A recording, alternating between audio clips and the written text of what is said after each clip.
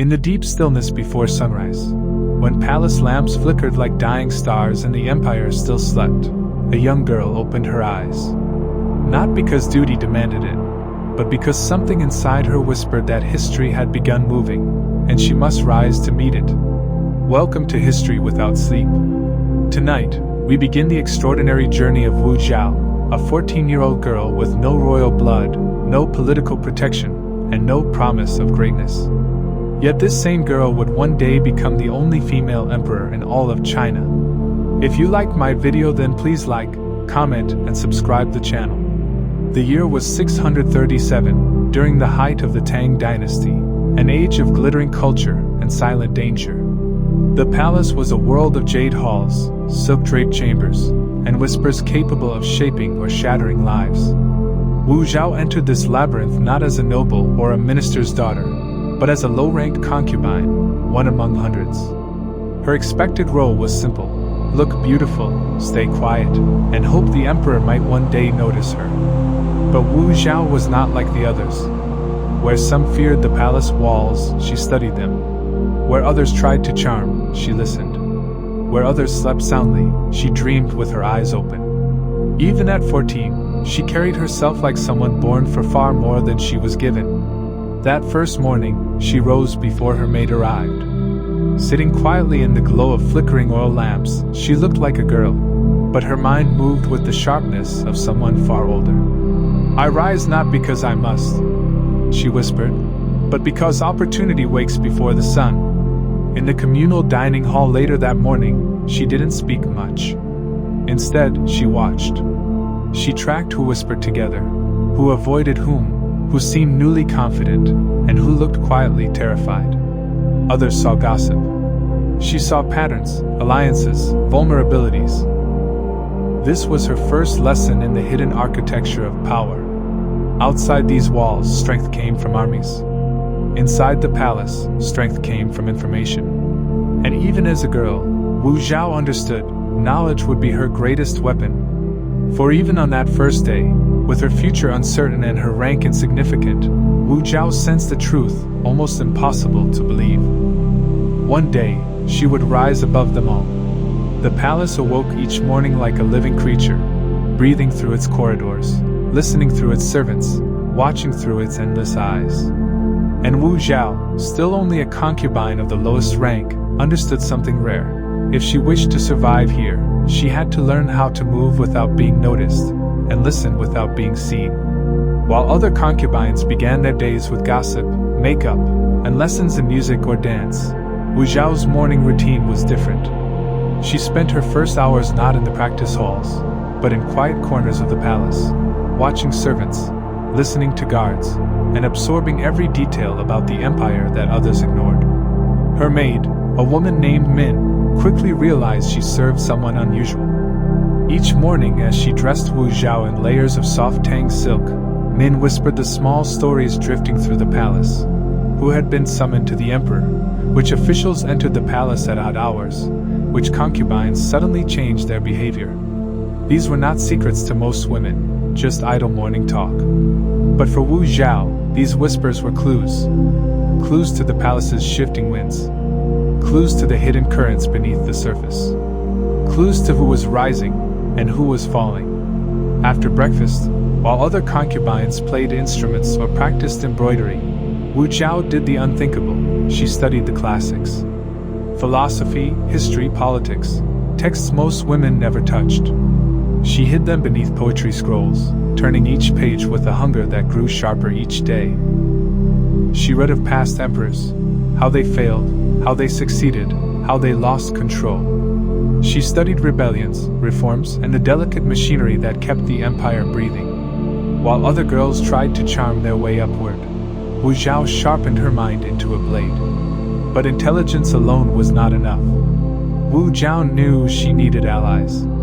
So she formed quiet relationships with three groups the nobles always underestimated: the junior officials, the palace servants, and the guards.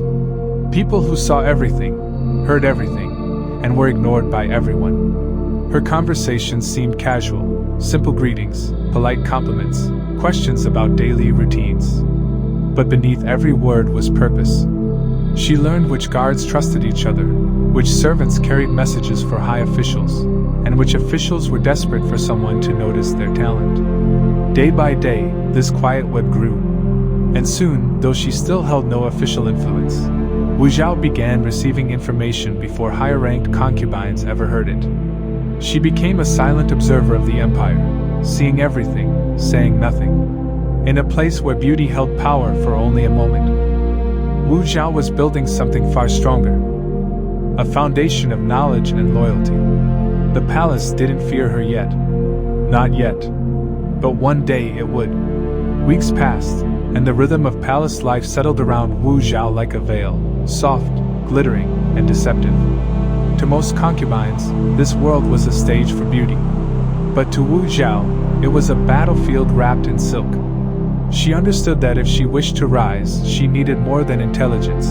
She needed to be seen. Not seen by other concubines. Not seen by jealous rivals. But seen by the one man whose gaze could shift the entire balance of her life. Emperor Taizo, the ruler of the Tang, a man revered for his wisdom and feared for his discipline. Yet Wu Zhao did not rush to place herself in his view. She understood something others did not. An emperor's attention was like fire. It could warm, or it could burn. The concubines who chased him too boldly often lost themselves in the flames. So she waited, quietly, patiently, until the perfect moment found her. And it came during a poetry recital, an event meant to display the talents of the concubines. Most performed nervous, flowery verses written only to impress. Wu Zhao chose something else entirely, a poem about ambition, storms, and the rise of a lone hawk in a sky of crows. Her voice was calm, steady, and deep, unusual for a girl so young. Each line struck like an arrow. Not proud, not arrogant, simply undeniable. When she finished, the hall fell into a hush so complete that even the distant footsteps of servants seemed loud. And then, from behind the carved wooden screen, the emperor stepped forward. No one had known he was attending. The concubines dropped to their knees, trembling like reeds in the wind. But Wu Zhao held her composure, bowing with flawless grace. "What is your name?" the emperor asked. His voice was firm but curious in a way that meant danger and possibility. "Your Majesty," she whispered, "I am Wu Zhao." For the first time, the emperor looked directly into her eyes. And something in his expression shifted. He did not smile. He did not praise her. He simply nodded, one small gesture, but powerful enough to ripple through the palace like a sudden wind. Servants would whisper about it for days. Officials would note her name quietly. And concubines would feel a new, unwelcome shiver of uncertainty. Wu Zhao returned to her chambers that night with no outward signs of victory. She ate little, spoke little, and made no boastful declarations. But when the lamps dimmed and silence settled over the palace, she allowed herself one slow breath of satisfaction. She had been seen. Not fully. Not yet. But enough for the story to begin. In the palace, the smallest ember could become a wildfire. And tonight, deep within the heart of the Tang Dynasty, the first spark had been lit. The day after the poetry recital, the palace felt different. Not louder, not brighter, but sharper, as though every whisper carried a hidden blade. Wu Zhao walked through the jade corridors with the same graceful calm as always, yet she could feel it, eyes following her, measuring her, fearing her. The concubines who once ignored her now paused their conversations when she passed. Some hid their jealousy behind polite smiles. Others didn't bother hiding it at all. In a world where beauty decided destiny, a spoken poem had suddenly shifted the ground beneath their feet. One of them, a high-ranked concubine named Lady Wei, watched Wu Zhao with cold calculation. Lady Wei had been favored by the emperor more than once, and she did not appreciate a newcomer, especially a low-ranked one, drawing his attention with nothing more than intellect. But Wu Zhao did not respond to their stares. She knew jealousy was the first sign of recognition and the first warning of danger. The palace was full of women who had risen by beauty, but ruined by envy. Wu Zhao refused to join them in their small wars. Her battlefield was bigger. That afternoon, as she stepped into the courtyard garden, a servant quietly delivered a message. The emperor wished to see her again. It was not an official summons, merely an invitation to attend a poetry reading in the emperor's private pavilion. But in the palace, even the smallest invitation could change everything. News of the invitation spread with the speed of wildfire. Some concubines gasped. Others grew pale. Lady Wei crushed a flower in her hand without realizing it. A mere concubine of the lowest rank being summoned twice was unheard of. It meant the emperor had noticed something unusual, something worth watching. Wu Zhao spent the next hour preparing, not with makeup or jewels, but with thought. She knew she could not rely on beauty alone. Beauty faded. Beauty could be challenged. Beauty could be surpassed. But a sharp mind only grew stronger. When she entered the emperor's pavilion, she bowed deeply. Emperor Taizong gestured for her to rise, studying her with the curiosity of a man accustomed to reading the minds of generals and scholars. And in Wu Zhao's eyes, he saw something rare, not fear, not flattery, but focus. They spoke briefly, about poetry, about philosophy, about the nature of ambition. Their conversation was simple, but its meaning was far greater. For the first time in her life, Wu Zhao felt seen not as a decoration, but as an intellect. And the emperor, perhaps unknowingly, had taken a step toward reshaping the empire. When she left the pavilion, the sky had turned a soft shade of amber. The palace awaited her return with suspicion, envy, and fear. But she walked with calm steps, knowing something quietly monumental had happened. The emperor had spoken to her twice. The court would not forget it, and neither would history. The days following her private audience with Emperor Taizong unfolded like calm water, smooth on the surface, but carrying deep and quiet currents beneath. Wu Zhao knew she had gained something more valuable than rank or riches, the emperor's curiosity. But curiosity alone was fragile. She needed to transform it into respect. She began to spend her nights in what she secretly called her hidden classroom. While the palace slept, she read by the dim glow of an oil lamp, history, strategy, diplomacy, the rise and fall of kingdoms. These were skills no concubine was expected to learn. But Wu Zhao was not preparing to be a concubine. She was preparing for something far greater. One night, Lin the maid found her still awake long after midnight. "My lady," she whispered with concern, "you will exhaust yourself." Wu Zhao smiled softly, her eyes steady despite the lack of sleep. "Knowledge," she murmured, "is a burden I carry gladly." It wasn't long before Wu Zhao understood something profound. The emperor respected intelligence, but he admired mastery. If she wanted him to remember her, she needed to offer more than poetry. She needed to speak with the depth of someone shaped by wisdom, not vanity. So she studied the classics the emperor valued most: Confucian doctrine, statecraft, the writings of great generals, the philosophy of rulers who shaped nations with words rather than swords.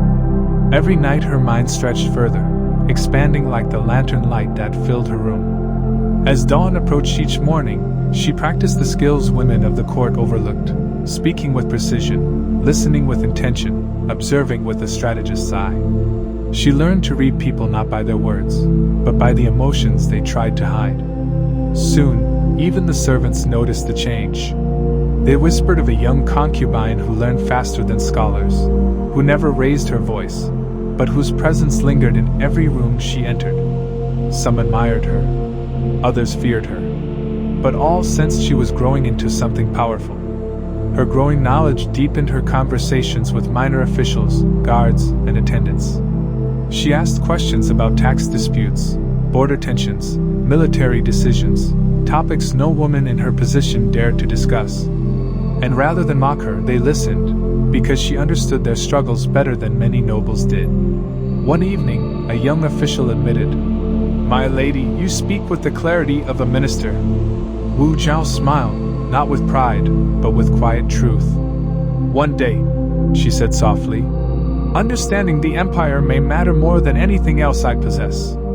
Every night, every scroll, Every whispered conversation was a step forward. She was shaping herself into something the palace had never seen, a woman whose power grew from intellect, not appearance. And though the empire did not yet know it, she was preparing to change the course of history. The emperor's pavilion soon became a quiet stage for unexpected conversations. While the world believed Taizong spent his evenings with favored concubines, the truth was more complicated. Some nights he summoned scholars, other nights generals, and on a few rare evenings he summoned Wu Zhao. These meetings were not romantic. They were intellectual. Emperor Taizong was a man who admired clarity, wit, and disciplined thought. Wu Zhao offered him something different from all the others, not flattery, but perspective. Not sweetness, but understanding. One evening, the emperor posed a question meant to test her mind. What is the greatest strength a ruler can possess? Concubines in her place would have replied with predictable answers: wisdom, justice, courage. But Wu Zhao looked at the emperor with calm eyes and said something else entirely. A ruler's greatest strength, she whispered, is the ability to listen without fear. For only a fearful ruler hides from the truth, and only a weak ruler refuses to hear it. The emperor did not speak for a long moment. Then he laughed, not mockingly, but with surprise and appreciation. You speak boldly, he said. I speak honestly, she replied. It was a small exchange, but in a palace full of masks, honesty itself was a rare luxury. And in that moment, something shifted, subtle, quiet, but real. The emperor began testing her more often. What makes a general reliable? What weakens a nation? How do you recognize a loyal minister? To each question, Wu Zhao responded not with memorized teachings, but with insight sharpened by endless nights of study. Soon, she realized these were not merely tests, they were opportunities. The emperor respected intelligence, but he valued usefulness even more. If she wanted a future beyond the invisible cage of concubinage, she had to prove she could contribute to matters beyond poetry and etiquette. But word of her growing presence spread far beyond the pavilion. Rival concubines whispered that she was overstepping her place. Ministers scoffed at the idea of a young woman speaking on matters of state. And Lady Wei, she grew more furious by the day. Yet Wu Zhao never flaunted her growing influence.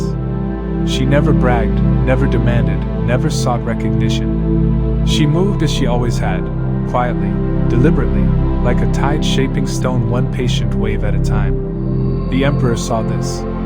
He valued it. What she didn't know was that this quiet strength had caught the attention not only of the emperor, but of someone else. Someone younger. Someone watching her with a very different set of eyes. Someone who would one day change everything. His name was Li Ji, Prince Gaozong. Prince Li Ji had spent his entire life in the shadow of powerful men, his father, Emperor Taizong, and the generals and ministers who shaped the empire. But when he first noticed Wu Zhao, she was unlike anyone he had ever seen. She did not rush for attention, she did not tremble before the emperor, and she did not hide her intelligence. She moved like someone who understood the weight of destiny. Li Ji was gentle by nature, thoughtful, reserved, and far from the fierce temperament expected of a future ruler. Unlike his brothers, who boasted of hunting and warfare, Li Ji preferred poetry, philosophy, and quiet observation. And in Wu Zhao, he saw those same qualities, but sharpened by courage. He watched her during ceremonies, noticing the way she bowed with perfect grace, how she listened more than she spoke, how she always seemed to understand the moment before others did. She was a concubine, yes, but she carried herself with the composure of someone far greater. Though he rarely spoke to her, Li Ji felt drawn to her presence. There was something steady in her eyes, something unafraid. Where others flattered him like they flattered his father, Wu Zhao did not seek his attention. And perhaps that was what captivated him most. One afternoon, he found her in the imperial library, reading a scroll on governance that even junior ministers struggled to grasp. That text is difficult, he said softly. Wu Zhao looked up, her face calm. Only if one fears understanding, she answered. It was the first time their eyes met directly. They spoke briefly about literature, philosophy, the burdens of leadership. Wu Zhao listened with patience, answering with thoughtfulness and clarity. Li Ji felt something stir within him, a feeling he could not fully name. Respect? Admiration? Or something even deeper? As he left the library, Li Ji glanced back once more. Wu Zhao had already returned to her scroll, fully absorbed. But for the first time in his life, the prince understood something powerful. Strength could be quiet. Influence could be invisible. And greatness could rise from the shadows. The palace continued its rhythms, schemes, alliances, jealousies. But between Wu Zhao and Li Ji, a silent thread had formed. Either spoke of it, neither acted on it. Yet something unspoken lay in the air, like a seed waiting for the right season to bloom. Meanwhile, Emperor Taizong had grown increasingly curious about Wu Zhao's unusual intelligence. Ministers began noticing her quiet influence, and murmurs spread through the palace. But where the emperor saw potential and rivals saw threat, Li Ji saw destiny. Neither of them knew it yet, but their paths would one day intertwine in ways that would shake the empire, rewrite the rules of power, and crown a woman as emperor. And from this single moment of quiet connection, history began to bend. As Wu Zhao's quiet rise continued, the palace's jealousy grew sharper. Each whisper carried more venom, each glance more suspicion. The concubines, once content with petty rivalries, now felt a threat they could not ignore. A girl of low rank gaining the emperor's attention not through beauty, but through brilliance. Lady Wei, the emperor's long-favored concubine, felt the change most of all. She had built her influence through charm and elegance, but this new challenger used either. Wu Zhao's weapon was intelligence, and that was far harder to crush. Her attendants whispered warnings. She is too confident. She speaks too boldly. She knows things women should not know. But Wu Zhao did not waver. She moved through the palace with calm steps, as if the whispers slid off her like rain from jade. Still, the danger was real. Rival concubines began spreading small rumors, claims that Wu Zhao was arrogant, ungrateful, overly ambitious. In the palace, a rumor was as deadly as a blade. But Wu Zhao had expected this. She had prepared for it. One afternoon, during a court gathering, Lady Wei accidentally spilled tea toward Wu Zhao's robes. It was a test, a challenge meant to provoke humiliation or anger. But Wu Zhao simply stepped back, bowed, and thanked her for the warning. Lady Wei froze. She had been outmaneuvered without a single raised voice. That moment spread through the palace like wildfire. Wu Zhao had shown poise, intelligence, and restraint, three traits far more valuable to the emperor than superficial beauty. Ministers heard of it. Guards whispered of it. Even the emperor himself smiled slightly when the story reached him. But this victory brought consequences. Lady Wei's pride had been wounded, and her anger deepened into hatred. There was nothing more dangerous in the palace than a powerful woman who felt her influence slipping away. Wu Zhao, however, understood her situation clearly. She knew she could not rely on the emperor's interest alone. Power gained quickly could be lost just as quickly. Her true strength lay in patience, in reading the shifting alliances of the court, and striking only when necessary. One evening, as the sun melted into a crimson horizon, Wu Zhao stood alone at the edge of a balcony. She watched the sky darken and felt the weight of the palace pressing in around her. She knew the path ahead would not be easy.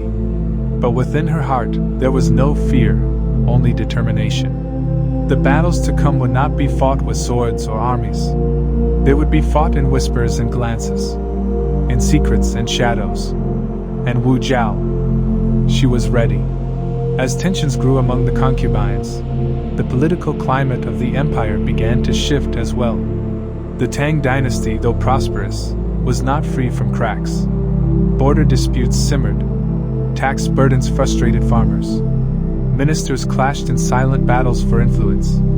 And all of it flowed toward one man, Emperor Taizong, who carried the weight of the world on his shoulders. Wu Zhao did not attend council meetings, but the murmurs of unrest reached her through servants, guards, and junior officials.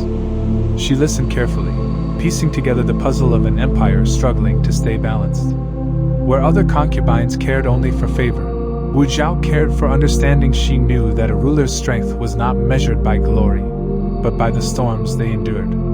And Emperor Taizong, though fierce and brilliant, was growing older. His gaze lingered longer on scrolls. His steps grew heavier, his patience thinner. One evening, the emperor summoned Wu Zhao unexpectedly. She entered the pavilion to find him alone, his expression clouded by thought. "Tell me," he said, "what should a ruler fear most?" Wu Zhao bowed deeply, then raised her eyes. Her answer was soft, but unwavering. "A ruler," she whispered, "should fear neither enemy nor hardship." But the moment he stopped seeking the truth. For the empire does not collapse from attack, it collapses from blindness. The emperor looked at her with astonishment. No concubine had ever spoken to him like this. Taizong did not reply immediately. Instead, he poured tea, an action that, in the palace, carried deep meaning. Sharing tea was a sign of respect, a sign of acknowledgement. Wu Zhao accepted the cup with steady hands. "You remind me," he said, "of someone who has studied far beyond her years." Wu Zhao lowered her gaze. "Your Majesty, wisdom does not belong to age. It belongs to those who seek it." The emperor smiled, the rare, genuine smile of a man who recognized another sharp mind. But not everyone saw this exchange with admiration. Outside the pavilion, hidden behind carved pillars, Lady Wei watched with narrowed eyes. The sight of Wu Zhao sharing tea with the emperor made her heartbeat sharpen into anger. As Wu Zhao left the pavilion that night, she felt the tension clinging to the air like storm clouds. She understood that every step forward created another enemy. But she also knew something even more important: she could not turn back now. Unbeknownst to her, these moments were shaping the fate of the dynasty. The emperor saw her wisdom. The ministers feared her intelligence. The concubines hated her rise. The prince admired her spirit. And history was beginning to shift around her. Lady Wei's anger had evolved into obsession. She could not understand how a girl of low rank, someone who lacked noble blood, family power, or traditional beauty, had managed to catch the emperor's eye. And as jealousy consumed her, she convinced herself of a dangerous lie, that Wu Zhao's rise must be stopped before it was too late. She summoned her attendants behind closed doors. In low, venomous whispers, she asked for information: Wu Zhao's movements, her conversations, her alliances. The attendants exchanged nervous glances. They knew Lady Wei's wrath could ruin anyone caught in its path.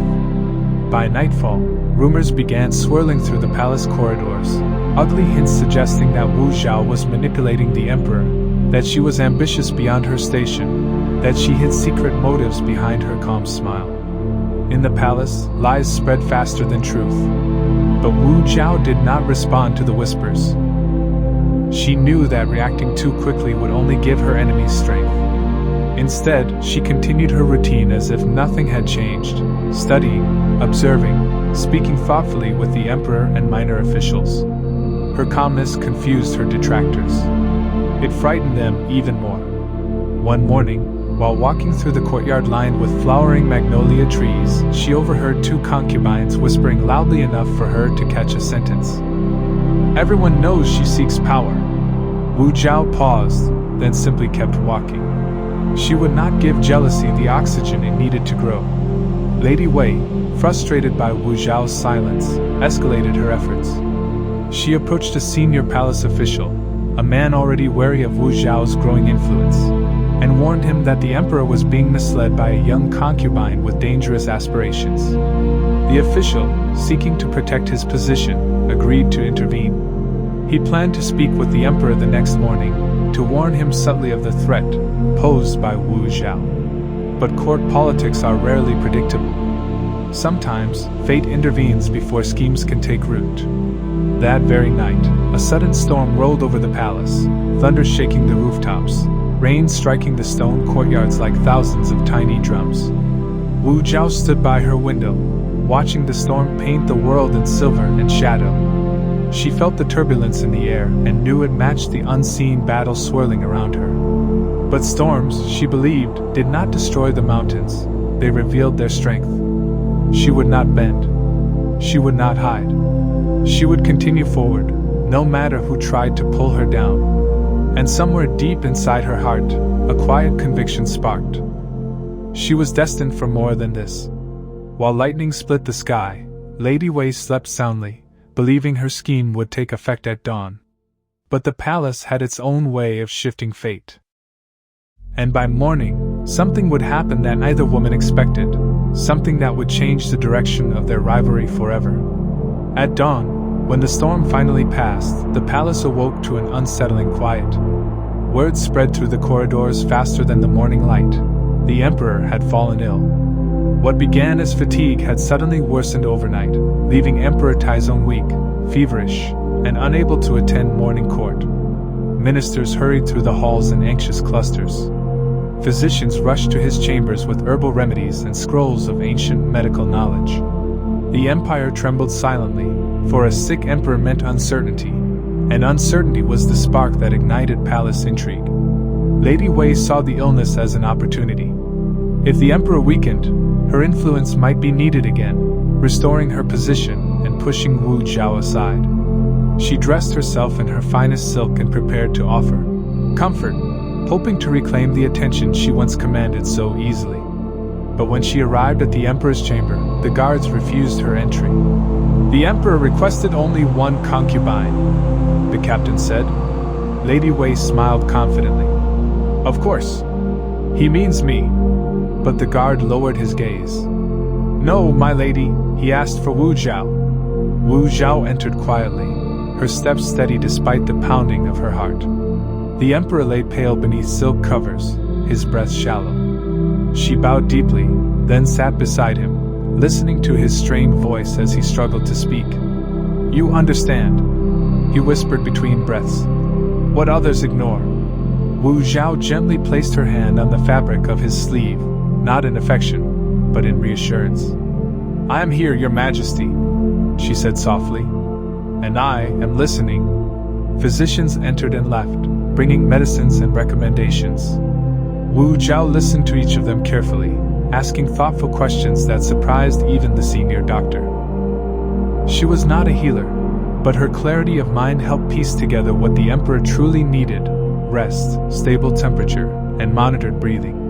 As the hours passed, she remained at the emperor's side, reading softly from historical texts to keep his mind calm. Her voice carried through the chamber like warm water, steady and soothing. No fear. No panic. Only presence outside the chamber. Lady Wei paced with fury. This was supposed to be her moment, her chance to reclaim what she had lost. Instead, she found herself excluded, powerless, and forced to watch as Wu Zhao stepped into a role she never imagined. By nightfall, the emperor's fever began to ease. His breath grew stronger, his eyes clearer. And when he finally looked at Wu Zhao with a faint, grateful smile, she bowed her head, not triumphantly, but with quiet humility. She had won no title, no reward. But she had won something far greater: trust. The emperor's recovery was slow but steady. For several days, Wu Zhao remained one of the few allowed near him, not because of favoritism, but because she possessed something rare in the palace: calm clarity. Ministers, concubines, and even high-ranking generals spoke in fear or urgency. But Wu Zhao, she spoke with reason one morning. As the emperor attempted to sit up, he winced from dizziness. Wu Zhao placed a cushion behind him and said gently, "Strength returns like the tide, your majesty. It withdraws before it rises." Her words were simple, but they carried the wisdom of someone who understood suffering without panic. The emperor studied her quietly. "You remind me," he said after a long pause, "of those who guided me in my youth, those who dared to speak truth even when I was not ready to hear it." Wu Zhao bowed. "Truth should never fear the listener, your majesty." For a moment, he simply watched her. In the emperor's world, many spoke with flattery. Many offered beauty. Many pretended devotion. Wu Zhao offered something deeper: insight.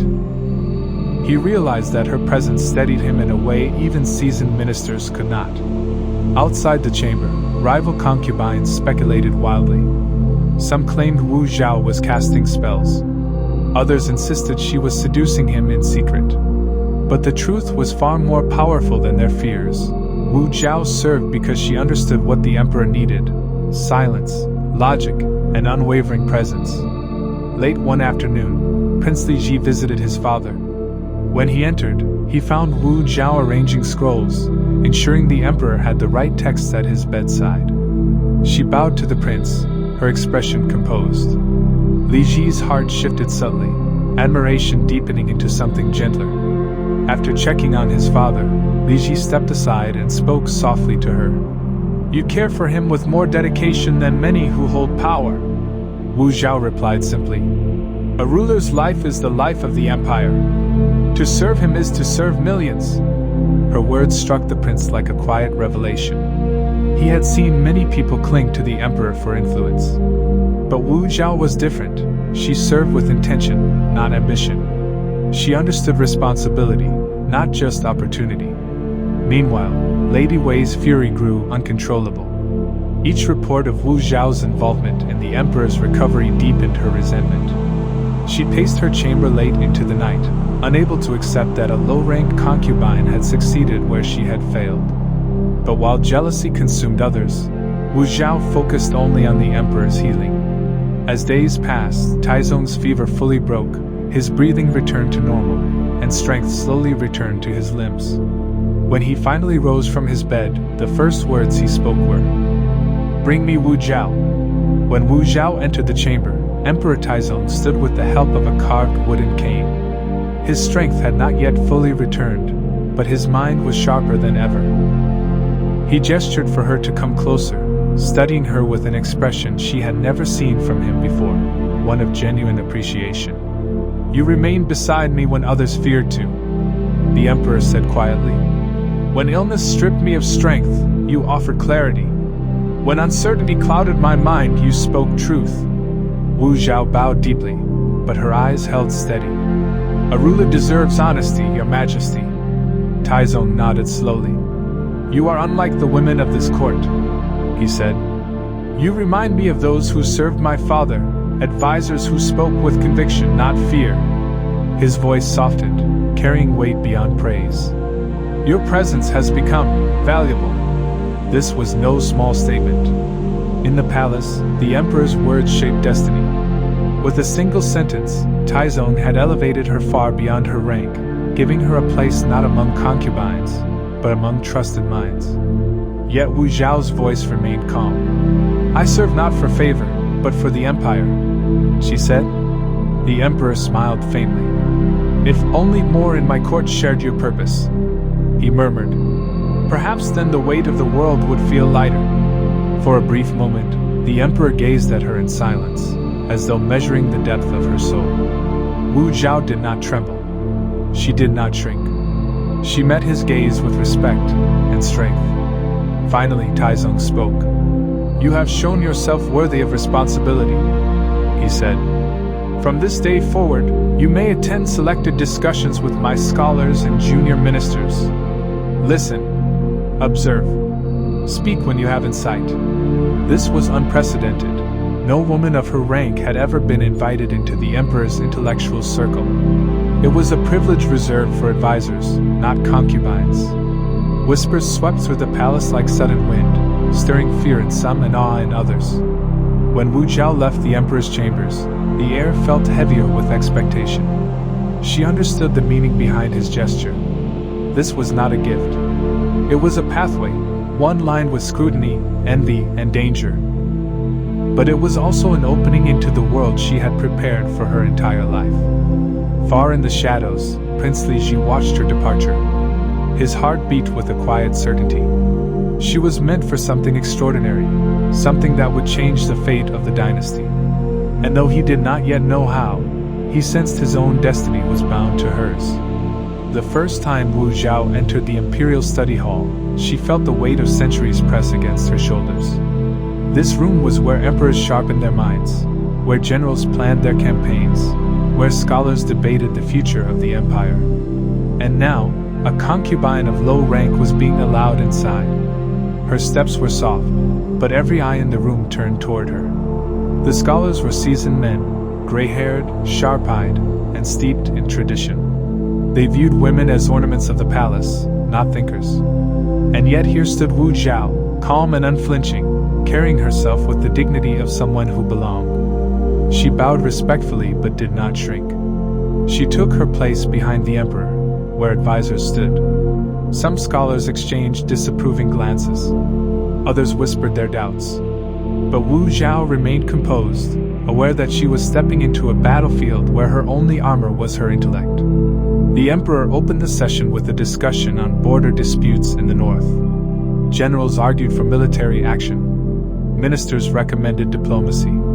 Voices rose, clashing like swords. Yet Wu Zhao said nothing. She absorbed every word, every tone, every hesitation. Hours passed. Scrolls were unrolled, maps examined, tempers flared. Still, Wu Zhao waited quietly. Only when the emperor turned to her and asked, "What do you see?" did she finally lift her gaze. Her voice was steady. "I see men who love the empire," she began. "But I also see fear that a misstep will stain their legacy. And fear clouds judgment more than any enemy." The room fell silent. She continued, "A ruler's strength comes not from those who shout loudest, but from those who see clearly." For a moment, none of the scholars spoke. Then, surprisingly, one of the oldest ministers stroked his beard and nodded slowly. "The young lady is correct," he murmured. Whispered agreement spread like ripples across the hall. But not everyone accepted her presence. A stern general stepped forward. "Your Majesty," he said sharply. "With respect, allowing a woman to advise on matters of war sets a dangerous precedent." Wu Zhao did not flinch. Instead, she answered calmly, "War does not ask the gender of those who understand it." Some scholars exchanged startled looks. Others hid smiles behind their sleeves. But the emperor watched her closely, proudly. Her courage was precise, not reckless. Her words cut through arrogance without disrespect. By the end of the session, a simple truth had settled into every corner of the room. Wu Zhao was not merely present. She belonged. Her mind, her composure, her insight, they had earned a place in the empire's most sacred circle. And outside the study hall, the winds of history shifted again. Wu Zhao's place in the emperor's study hall spread through the palace like a dropped stone in still water. Every ripple carried whispers. Every whisper carried fear. The concubines were stunned. The ministers unsettled. And Lady Wei, she felt as if the walls of her world were closing in around her. She had spent years perfecting her beauty, mastering etiquette, and positioning herself as indispensable to the emperor. Yet now, a young concubine of low rank had reshaped the court with nothing but intelligence. Lady Wei's pride cracked like porcelain under pressure. One evening, Lady Wei summoned several concubines loyal to her. They gathered in her chamber, sipping tea that tasted more bitter with every word spoken. "She must be reminded of her place," Lady Wei hissed. "A woman who rises too quickly becomes arrogant, and arrogance must be crushed." Among them was Lady Qin, known for her sharp tongue and sharper alliances. She leaned forward, eyes gleaming. "If her mind wins favor," she whispered, "then let us turn her mind into a weapon against her." They began to plot, not with swords, but with rumors carefully crafted like poison. But Wu Zhao, unaware of the shadows gathering against her, focused only on her new responsibilities. She arrived at the study hall early each morning, scrolls in hand, ready to listen and observe. Her presence brought a quiet clarity to the discussions, and even her greatest skeptics began to respect her insight. Prince Li Ji watched her with growing admiration. He noticed how she listened before she spoke, how her words cut directly to the heart of an issue, and how she never sought praise. Her humility, paired with her brilliance, made her unlike anyone he had ever known. Yet admiration was not the only emotion that stirred in Li Ji. A quiet protectiveness bloomed, an instinct to shield her from the jealous eyes that followed her every step. But he knew she was not someone who needed saving. Wu Zhao fought her battles with her mind, not her fists. Still, trouble brewed like dark clouds. Rumors began slipping through the palace. Claims that Wu Zhao manipulated the emperor, that she was hungry for power, that she sought to dominate the court. These lies were carefully crafted to strike at the heart of her greatest strength, her mind. Wu Zhao heard the whispers. Servants avoided her gaze. Some officials withdrew their warmth, but she refused to react. She continued her studies, her service, her calm presence beside the emperor. She believed that truth would outlast lies if she remained steady. But jealousy, once ignited, is not easily extinguished. Lady Wei's scheme was only the beginning. The palace was entering a new chapter, one where intellect and ambition would clash with tradition and envy. And whether she wished it or not, Wu Zhao was now at the center of the storm. By late autumn, the rumors had twisted into something far more poisonous. What started as whispers in dark corridors now echoed boldly in the outer palace. Servants repeated lies as though they were truth. Junior concubines added details to earn favor. And all of it pointed to one name, Wu Zhao. Some said she had bewitched the emperor. Others claimed she was manipulating state affairs behind closed doors. A more vicious rumor insisted that she had used forbidden magic to cure Taizong's illness. The lies grew sharper, designed to stab her reputation where it mattered most, her loyalty. Wu Zhao heard these accusations not through rivals, but through servants who pitted her strength. They approached her cautiously, eyes lowered. "My lady, they speak unkind words," one whispered. Wu Zhao smiled gently. "Words are only wind," she replied. "Wind passes, but wind can grow into a storm." Lady Wei watched from a distance, her expression sharp with satisfaction. Every rumor was another stone thrown at Wu Zhao's rising status. She believed the emperor would eventually tire of controversy and remove Wu Zhao from his inner circle. Yet what she did not understand was this: Wu Zhao's worth was built on wisdom, not seduction. The emperor recognized this. Even as the lies multiplied, Taizong continued to request her presence. He valued her ability to analyze complex matters with clarity and courage, qualities scarce even among seasoned ministers. One evening, during a political briefing, the emperor paused and asked Wu Zhao to weigh in on a disputed tax reform. Her answer was clear, logical, and delivered with flawless calm. Even the most skeptical scholars found themselves nodding. But the more she shined in public, the more dangerous the shadows became. Lady Wei and Lady Qin intensified their plotting. They bribed eunuchs for information. They paid servants to exaggerate rumors. They even tried to turn Li Ji against her by suggesting she sought to control him. Li Ji, however, was not easily swayed. He confronted Wu Zhao gently, concern softening his voice. "They are speaking of you unfairly," he said. "If you ever feel threatened, I will stand with you." Wu Zhao gave a small smile. "Your Highness, the strongest trees grow under the heaviest winds." His heart tightened at her words. She was brave, braver than anyone he knew. But courage alone could not shield her from the schemes of those who feared her influence. Li Ji realized that the palace was no longer a home. It was a battlefield with no swords, only secrets. Unaware to Wu Zhao, Lady Wei was preparing her boldest attack yet, a scandal capable of destroying not only her reputation, but her future. A trap was being set. A lie was being sharpened. And soon, the palace would be forced to choose sides. Winter crept into the palace with quiet footsteps. Frost kissed the marble floors, and the halls echoed with the hush of cold winds. But beneath this frozen calm, something far darker was unfolding. Lady Wei had crafted a plan designed not to wound Wu Zhao, but to destroy her entirely. She began by sending gifts to select ministers, rare inkstones, fine silks, fragrant teas. These were not bribes, they were invitations. With each gift came a whispered message. "Beware the concubine who desires power." The ministers listened, and suspicion began to grow like weeds.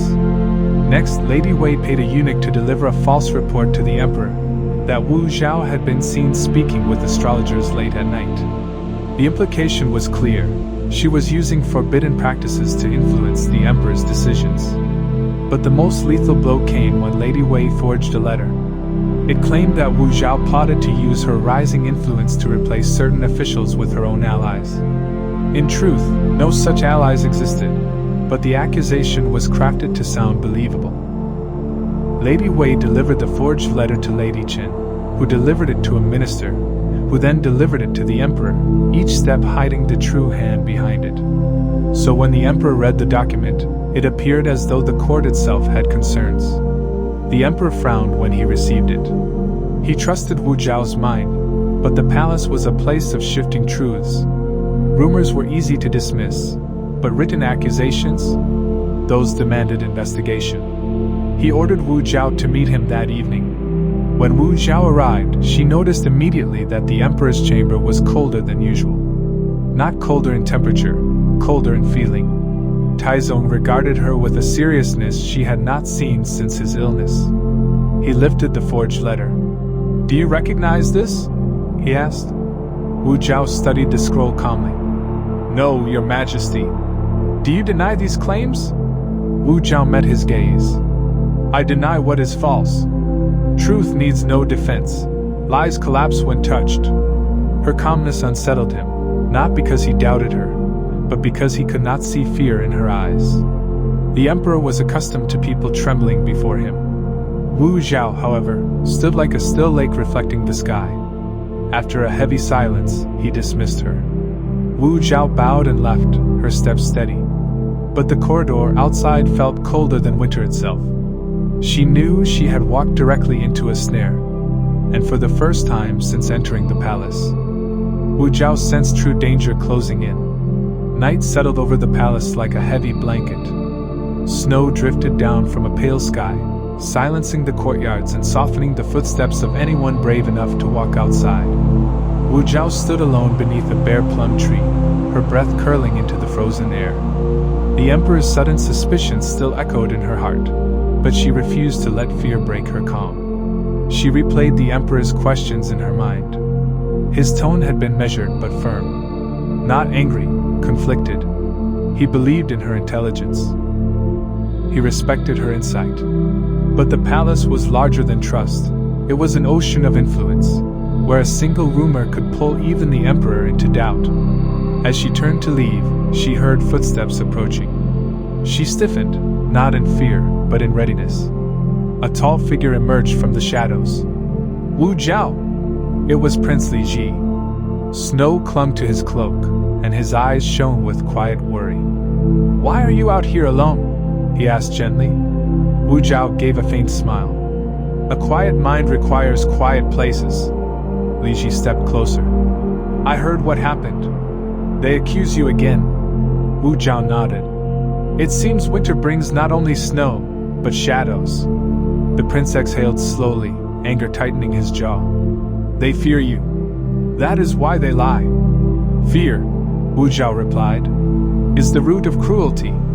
Li Ji looked at her with something deeper than sympathy, admiration, perhaps even devotion, though he kept such feelings buried beneath courtly restraint. "Did my father believe the accusations?" he finally asked. Wu Zhao lowered her gaze. "He questioned me, yes. But doubt does not equal judgment." Li Ji nodded slowly. "Then we must show him truth." Wu Zhao's eyes lifted. "Truth reveals itself, when lies reveal their makers." Li Ji hesitated before speaking again. "I worry for you. They will not stop. Lady Wei is relentless." Wu Zhao's voice softened. "Your Highness, strength is not the absence of enemies. It is the refusal to kneel before fear." His eyes lingered on her calm, her courage, her sharp mind that refused to bend. In the silence of falling snow, he realized the truth. She was stronger than any rumor, stronger than any courtly weapon. She was a force meant to shape history, not be destroyed by it. "Promise me," Li Ji said softly, "that you will protect yourself." Wu Zhao turned toward him, her expression unreadable but warm. I promise to walk with clarity, she replied, and clarity is its own shield. As the prince walked away, Wu Zhao remained in the courtyard a moment longer. Snow continued to fall, silent and soft. But beneath that silence, she could feel the storm gathering strength. Lady Wei was not finished. The court was shifting, and Wu Zhao understood one truth clearly. The next move would be deadly. 2 days later, the palace buzzed like a hive shaken by an invisible hand. Ministers rushed between chambers, eunuchs whispered urgently behind screens, and even the concubine sensed something monumental had shifted. The emperor had ordered a full inquiry into the accusations against Wu Zhao. Lady Wei stood at the center of this storm, watching it unfold with satisfaction hidden behind a mask of concern. She approached the emperor's most trusted eunuch and spoke in a soft, trembling voice. "I fear for His Majesty," she said. "What if this woman truly intends to manipulate the court?" Her words dripped with honey and poison. The eunuch, though trained to betray no emotion, felt the weight of her words. Rumors had grown so large they now cast long shadows across the throne itself. The emperor was forced to act, not out of distrust, but to protect the integrity of the court. Wu Zhao was summoned to the Hall of Governance, a vast chamber usually reserved for matters of state. It was rare, almost unheard of, for a concubine to be questioned in such a space. But this inquiry was no ordinary matter. Ministers lined the hall, some holding scrolls, others whispering behind their sleeves. Every eye followed Wu Zhao as she moved gracefully toward the center. She bowed with perfect composure, neither humble nor defiant, simply present. The emperor entered moments later, his face unreadable. He carried the forged letter in his hand. The hall fell silent as he spoke. "Wu Zhao," he said, "you stand accused of conspiring to influence the court for personal gain. Do you have anything to say?" Wu Zhao stepped forward. Her voice did not tremble. "Yes, Your Majesty. I say this, a lie shouted by many is still a lie, and truth whispered by one remains truth." A murmur rippled through the hall. A senior minister stepped forward. "If this letter is false," he demanded, "then who forged it?" Wu Zhao's eyes swept the room slowly, methodically, as though weighing every soul present. "I do not accuse without evidence," she replied. "But lies are like arrows, they reveal the archer." Lady Wei watched all of this from the back of the hall, hidden behind veils of silk. Her heart pounded. She had expected Wu Zhao to tremble, to falter. Instead, the woman stood like a mountain, unmovable, unbroken. The emperor studied Wu Zhao in silence. He trusted her, but he also knew the dangers of ignoring the court's voice. With a deep breath, he said, "This inquiry will continue until the truth is uncovered. No voice will be ignored." But even as he spoke those words, Wu Zhao realized something chilling. The battle had only begun. The inquiry stretched into the following day. Snow continued to fall outside the palace, but inside, the air grew hotter with suspicion. Ministers sifted through scrolls, questioned witnesses, and inspected every corner of Wu Zhao's life. Yet no evidence appeared, because none existed. This absence of proof angered Lady Wei. Lies were supposed to bloom quickly, twisting into roots before truth could respond. But Wu Zhao's calm shattered her expectations. Instead of panicking, the young concubine simply went about her duties, dignified and unshaken. Lady Wei realized she needed something stronger, something that would break Wu Zhao's composure and force the emperor to choose a side. She called for Lady Qin, her closest ally, and whispered a plan that made even Lady Qin pale. Meanwhile, Wu Zhao was summoned again, this time to meet with the emperor's top investigator, Minister Lu. Known for being fair but unyielding, he questioned her with piercing focus. "Why would someone accuse you?" he asked. Wu Zhao answered softly. "Because fear often attacks what it cannot understand." Minister Lu paused, visibly taken aback by her clarity. "You show no fear," he said. "Most would tremble under such accusations." Wu Zhao replied. "Fear is loud. Truth is silent.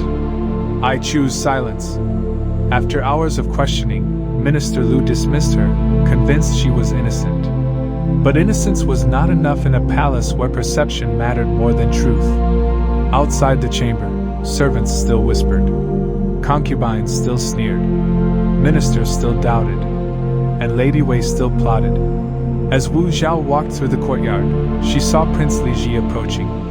He looked exhausted, dark circles beneath his eyes, but relieved to see her unharmed. "My heart has been restless," he admitted.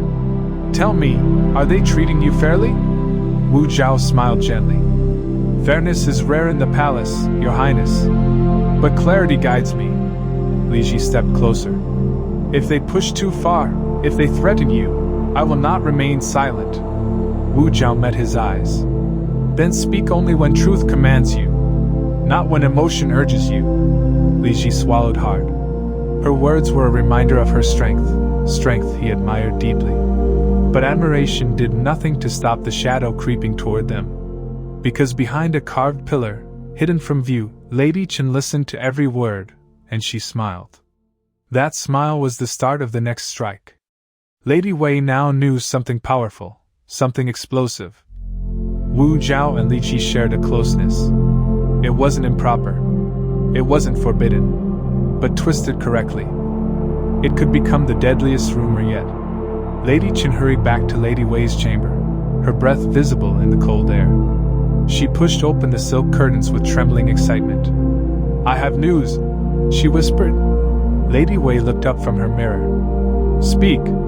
And Lady Chen delivered the one thing she knew would ignite Lady Wei's ambition like fire on dry leaves. "Prince Li Ji is close to Wu Zhao." Lady Wei's expression changed instantly. Not jealousy, not anger, but calculation. Because a connection between a concubine and a prince was not merely scandal. It was treason. She rose from her cushion, pacing slowly. "If we shape this properly," she murmured, "it will not matter whether it is true." Lady Chen nodded eagerly. "The palace already distrusts her. One more spark will set everything ablaze." That night, Lady Wei summoned several influential concubines and eunuchs. "She seeks the prince," Lady Wei said softly, her voice trembling with perfectly rehearsed grief. "She tries to win his heart, to replace his majesty's favor with the heir's." Gasps filled the room. Some believed instantly. Others hesitated. But hesitation did not stop rumors.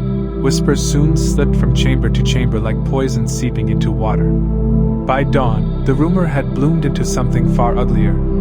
Wu Zhao and the prince were meeting in secret. They were speaking intimately.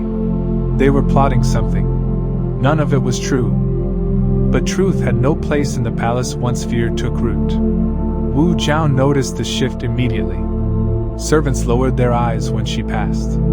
Scholars avoided greeting her. Even some ministers who once respected her avoided her presence. She understood then. Something new had been released into the palace air. Something sharp. That afternoon, she entered the imperial study to find the emperor already inside, reading a scroll with furrowed brows. His silence was heavier than snow. "Your Majesty," she said softly. He lifted his gaze, tired, suspicious. "Come forward." He handed her the scroll. Wu Zhao's heartbeat quickened, not with fear, but with certainty of what she would see. And there it was. A report claiming she had grown close to Prince Li Ji. That she sought influence through him. That she played both sides of the royal line. The emperor's voice was low. "I warned you the court is watching. Tell me honestly, have you met with the prince in private?" Wu Zhao did not hesitate. "Yes, Your Majesty. Twice. He sought counsel about court matters." Her honesty shocked him. Taizong exhaled slowly. Her openness disarmed him, but it didn't erase the danger. "If these accusations grow," he said quietly, "they could end your life. You understand this?" Wu Zhao bowed her head. "Yes, Your Majesty. And lies are simplest when built on a truth." The emperor closed his eyes. The court was turning against her. The rumor had teeth. And for the first time, Wu Zhao's fate balanced on a thread. The emperor dismissed Wu Zhao with a gesture that felt colder than winter air. She bowed and walked out, her footsteps echoing in the empty hall. Every step carried a question she could not escape. How far would Lady Wei go? The palace walls offered no answers, only silence. Outside, snow continued to fall softly, covering footprints almost instantly, erasing evidence, just like lies erase truth. Wu Zhao paused under an archway, letting the chill settle around her. She needed clarity, not anger. And clarity came when she noticed someone watching her from the shadows. It was the prince. Li Ji stepped into the pale light, worry tightening his features. My father, he spoke to you, didn't he? Wu Zhao nodded. And the rumors? He whispered. They are growing. Li Ji clenched his jaw. This is my fault. They saw us speaking. They twisted it. Wu Zhao shook her head. No. This is the palace. Truth bends to fear. Fear bends to power. Her voice was steady, but her heart felt the weight of what she left unsaid. They will use you against me. Let me speak to my father, Li Ji insisted. I will explain everything. Wu Zhao stepped forward, placing a gentle hand on his sleeve, not in affection, but in caution. If you speak now, the rumor becomes truth in their eyes. They will accuse us both.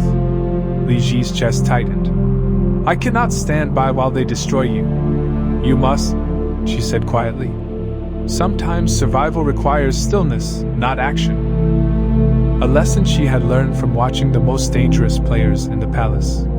Li Ji lowered his gaze, snow collecting on his lashes. When he lifted his head again, his voice trembled. Tell me one thing, do you regret speaking with me? If my presence harms you. Wu Zhao interrupted, her tone soft but unwavering. I regret nothing, guided by truth. He stared at her, realizing there was a strength within her that even he did not fully understand. She did not cling to him for protection. She did not seek his rank. She faced danger with the same composure she showed in the study hall. It humbled him. Then let me protect you, he whispered, voice thick with emotion. You will, Wu Zhao replied. One day. But not today. Her eyes lifted toward the emperor's chamber, where lights still flickered. Today, the storm belongs to me. Li Ji watched as she walked away, her figure fading into the snowfall. He wanted to follow, but he knew she was right. Any action now would ruin her. Wu Zhao walked alone, but her resolve walked with her. And Lady Wei had no idea how strong that resolve truly was. Lady Wei sat before her mirror, brushing her hair with slow, rhythmic strokes. But her reflection was not calm. Her eyes glittered with the cold fire of ambition. Rumors weaken her, she whispered to her own reflection. But a scandal destroys. Tonight, she intended to strike the final blow. Lady Chen entered the chamber, bowing low.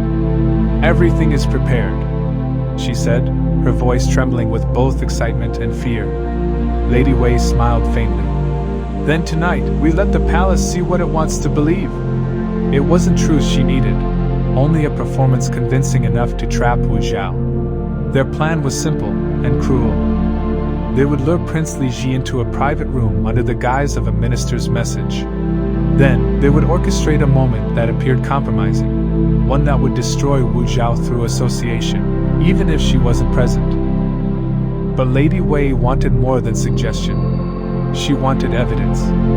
And so she prepared a silk robe, one that looked exactly like the garments worn by Wu Zhao. If placed carefully, it would appear she had been inside Li Ji's chamber. As the moon rose, Lady Chen sent a eunuch to fetch Li Ji. Your Highness, the eunuch said nervously. A senior minister requests a private audience in the East Pavilion. Li Ji, unaware of the trap, followed without question. Meanwhile, Lady Wei placed the robe in the pavilion, carefully draped over a cushion, as though discarded in haste. She smiled, imagining how the emperor would react when he discovered what appeared to be his concubine's clothing in the prince's chambers.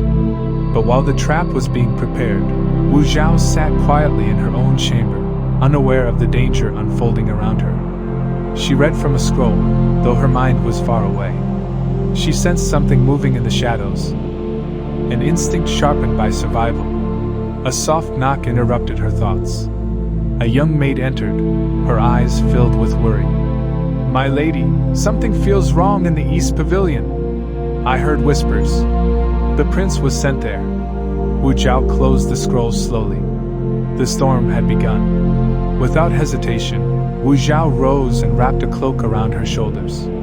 If Lady Wei sought to use Li Ji as a weapon, she would not allow him to be harmed or used. For the first time, she moved not with calm intention, but with urgency. But Lady Wei had planned too well. As Wu Zhao approached the East Pavilion, she saw guards, waiting. Lady Wei had informed them that the Emperor might need witnesses. Wu Zhao stopped in the shadows, realizing the truth with chilling clarity. This trap wasn't meant only for the prince.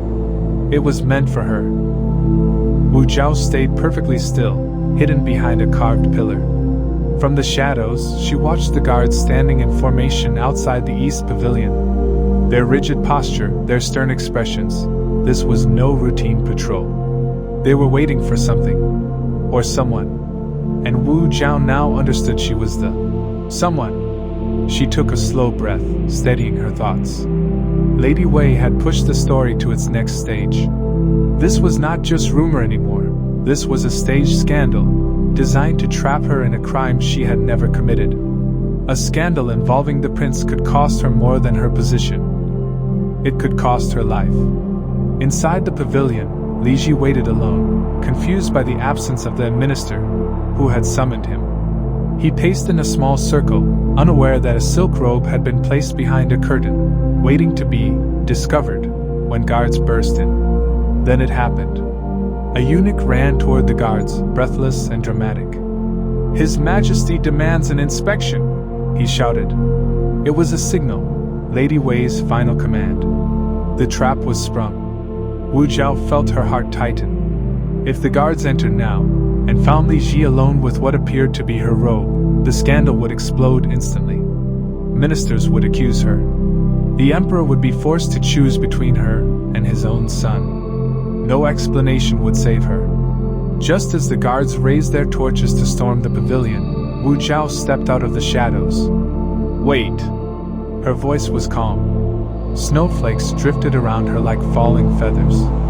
Every guard turned, shocked to see her walking toward them on her own. "Stand aside," she said softly. The captain hesitated. "This inspection concerns you, Lady Wu." "I know," she replied. "Which is why I will be the one to open the door."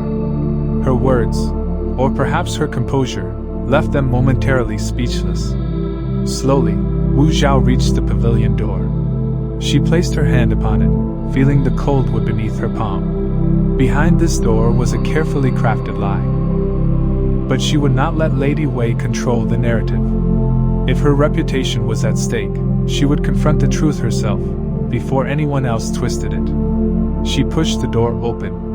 Li Ji turned instantly, relieved, then alarmed. "Wu Zhao, what are you doing here?" She stepped inside without answering. The guards filled the doorway behind her, torches glowing like hungry eyes. Then, deliberately, Wu Zhao walked to the curtain hiding the silk robe. She lifted the fabric. The robe lay exactly where Lady Wei planted it, folded just messily enough to scream scandal. She stared at it for a long, silent moment before speaking. "So," she whispered, calm but cold, "this is how they plan to ruin me." Silence wrapped around the pavilion like a tightening rope. The guards leaned forward, torches crackling, their eyes fixed on the incriminating silk robe. It was the perfect trap, too perfect. And Wu Zhao felt the weight of Lady Wei's ambition pressing against her chest like a cold blade. Li Ji stepped forward, alarm rising in his voice. This was placed here. I came alone." But his words sounded weak in the face of what seemed like undeniable evidence. In the palace, truth was fragile. Evidence, even false evidence, was powerful. Wu Zhao turned to the guards. Her expression remained calm, almost serene, though inside her nerves trembled like a bowstring ready to snap. "Search the room," she said softly. The captain blinked. "My lady?" Search it, she repeated. If I meant to hide, I would not open the door myself. Reluctantly, the guards moved inside. They opened cabinets, lifted cushions, examined corners. But they found nothing, no notes, no secret items, no signs of impropriety. Only the robe. The robe that did not belong there. The robe that someone had planted with precision. Wu Zhao stepped closer to the robe and touched the fabric gently. This robe, she said, is identical to mine. But look carefully. She lifted a sleeve toward the torches. There is nowhere at the hem. No scent of my chamber incense. No crease from my wardrobe. It is new. The guards hesitated. She was right. Li Ji exhaled with relief. She's telling the truth. My father, he must hear this immediately. But Wu Zhao raised her hand, stopping him. No. The prince froze. If the emperor hears now, the rumor will grow teeth. Let the lie reveal its master first. The captain looked uneasy. Lady Wu, who would plant such a thing? Wu Zhao met his eyes. Someone who fears a woman who can think. Her voice did not rise, but the truth in it was sharp enough to cut through the chilled air. A messenger suddenly ran into the pavilion, breathless. His Majesty approaches. A ripple of shock passed through the room. The emperor, here? This was not part of Lady Wei's script. Even Wu Zhao felt her heartbeat change rhythm. Wu Zhao turned to Li Ji with a whisper. Say nothing unless asked. Let truth breathe. He nodded, trembling with both fear and trust. They stood side by side as footsteps approached, steady, powerful, unmistakably imperial. The emperor entered the pavilion, his gaze sweeping over the robe, the guards, the prince, and finally Wu Zhao. What? He said, his voice like cold iron. Is happening here? The trap had sprung. But its outcome was still unwritten. The pavilion fell into absolute silence as Emperor Taizong stepped forward. His presence was a storm contained within a single man, authority, suspicion, and disappointment mixing in his eyes. The guards dropped to their knees. Li Ji bowed deeply. Wu Zhao alone remained standing, her posture respectful but unbroken. The emperor's gaze landed on the silk robe. Whose garment is this? He demanded. The question carried weight, not merely curiosity, but accusation. Wu Zhao stepped forward. It is meant to be mine, Your Majesty, she said. But it is not. Taizong's eyes narrowed. Explain. Wu Zhao lifted the robe, her fingers steady. This is newly woven. The hem is untouched by wear. The fragrance does not match my chamber. And it appeared here before I entered. Her voice was calm, but each sentence struck with the precision of a blade. The emperor turned his attention to Li Ji. Did you summon her? Li Ji bowed deeper. No, father. I was summoned here myself by a eunuch claiming a minister needed to speak with me. And did this minister arrive? No, Your Majesty. A murmur went through the guards. The emperor's eyes shifted back to the robe, then to Wu Zhao, then to the guards. Pieces of truth gathered in his mind, forming a picture he could not yet name, but one that smelled unmistakably of conspiracy. Who found this? He asked. The guard captain bowed. We did, Your Majesty. Upon entering after receiving your order. My order? The emperor repeated, his voice hard. Yes, a eunuch said you demanded the inspection. The emperor's eyes flashed dangerously. No such order was given, he said. A cold wave swept through the pavilion. Someone had invoked the emperor's authority without permission, a crime that could lead to execution. Wu Zhao bowed her head. Your Majesty, the truth reveals itself. Taizong turned sharply to the guards. Bring the eunuch who delivered this message. Now. The guards sprinted out. Li Ji swallowed hard, watching his father's anger grow, not directed at Wu Zhao or himself, but at the unseen hand pulling the strings. Only then did the emperor address Wu Zhao directly. Why are you here? He asked. Wu Zhao bowed softly. To prevent a lie from taking root, she said. Not for myself, but to protect the honor of your majesty and the prince. The emperor studied her long and quietly. No fear in her eyes. No trembling voice. No attempt to hide. Only truth, unshaken, unbroken. At last, he said, "Whoever set this trap underestimated you." The robe lay between them like a weapon turned backward, waiting for its true owner. And Wu Zhao knew this moment was only the beginning. Because once the emperor discovered who forged the lie, the palace would burn. Snow crunched beneath hurried footsteps. Moments later, the guards returned, dragging a terrified eunuch between them. His knees shook so violently he could barely remain upright. The torches made his shadow tremble across the pavilion walls like a guilty spirit. The emperor turned to face him, his expression carved from stone. "You delivered an order in my name," Taizong said. "Explain yourself." The eunuch collapsed instantly, forehead slamming against the cold floor. "Your Majesty, I only followed instructions." "Whose instructions?" The eunuch opened his mouth, but no sound came out. Fear strangled his voice. His eyes darted between the emperor, the prince, and Wu Zhao, as though hoping one of them might spare him. "Speak," Taizong commanded. "Lady Qin," he burst out. The name dropped into the room like a stone into deep water. Li Ji inhaled sharply. Wu Zhao remained still. But the emperor, his expression darkened with murderous calm. "And who commanded Lady Qin?" the emperor asked. The eunuch hesitated, only for a heartbeat, before whispering the truth that could shatter the palace. Lady Wei, your majesty." The silence that followed was colder than the snow outside. Taizong closed his eyes, jaw tightening. Lady Wei had used his authority, manipulated his palace, endangered the prince, and attempted to destroy a woman he had begun to trust. This was no longer palace rivalry. This was treasonous manipulation. Taizong opened his eyes again, and they blazed with imperial fury. "Guards," he said, voice low and deadly. "Bring Lady Wei and Lady Qin. At once." The guards bowed sharply and sprinted into the night. The eunuch continued shaking on the ground. "What punishment do you deserve?" the emperor demanded. The man sobbed. I only obeyed Lady Qin. And yet you forged my order," Taizong snapped. His voice filled the pavilion like thunder wrapped in silk. Before the emperor could deliver judgment, Wu Zhao stepped forward. "Your Majesty," she said gently, "mercy to the small exposes the cruelty of the powerful." He acted out of fear, not ambition. Her words were soft, but they struck deep into the emperor's heart.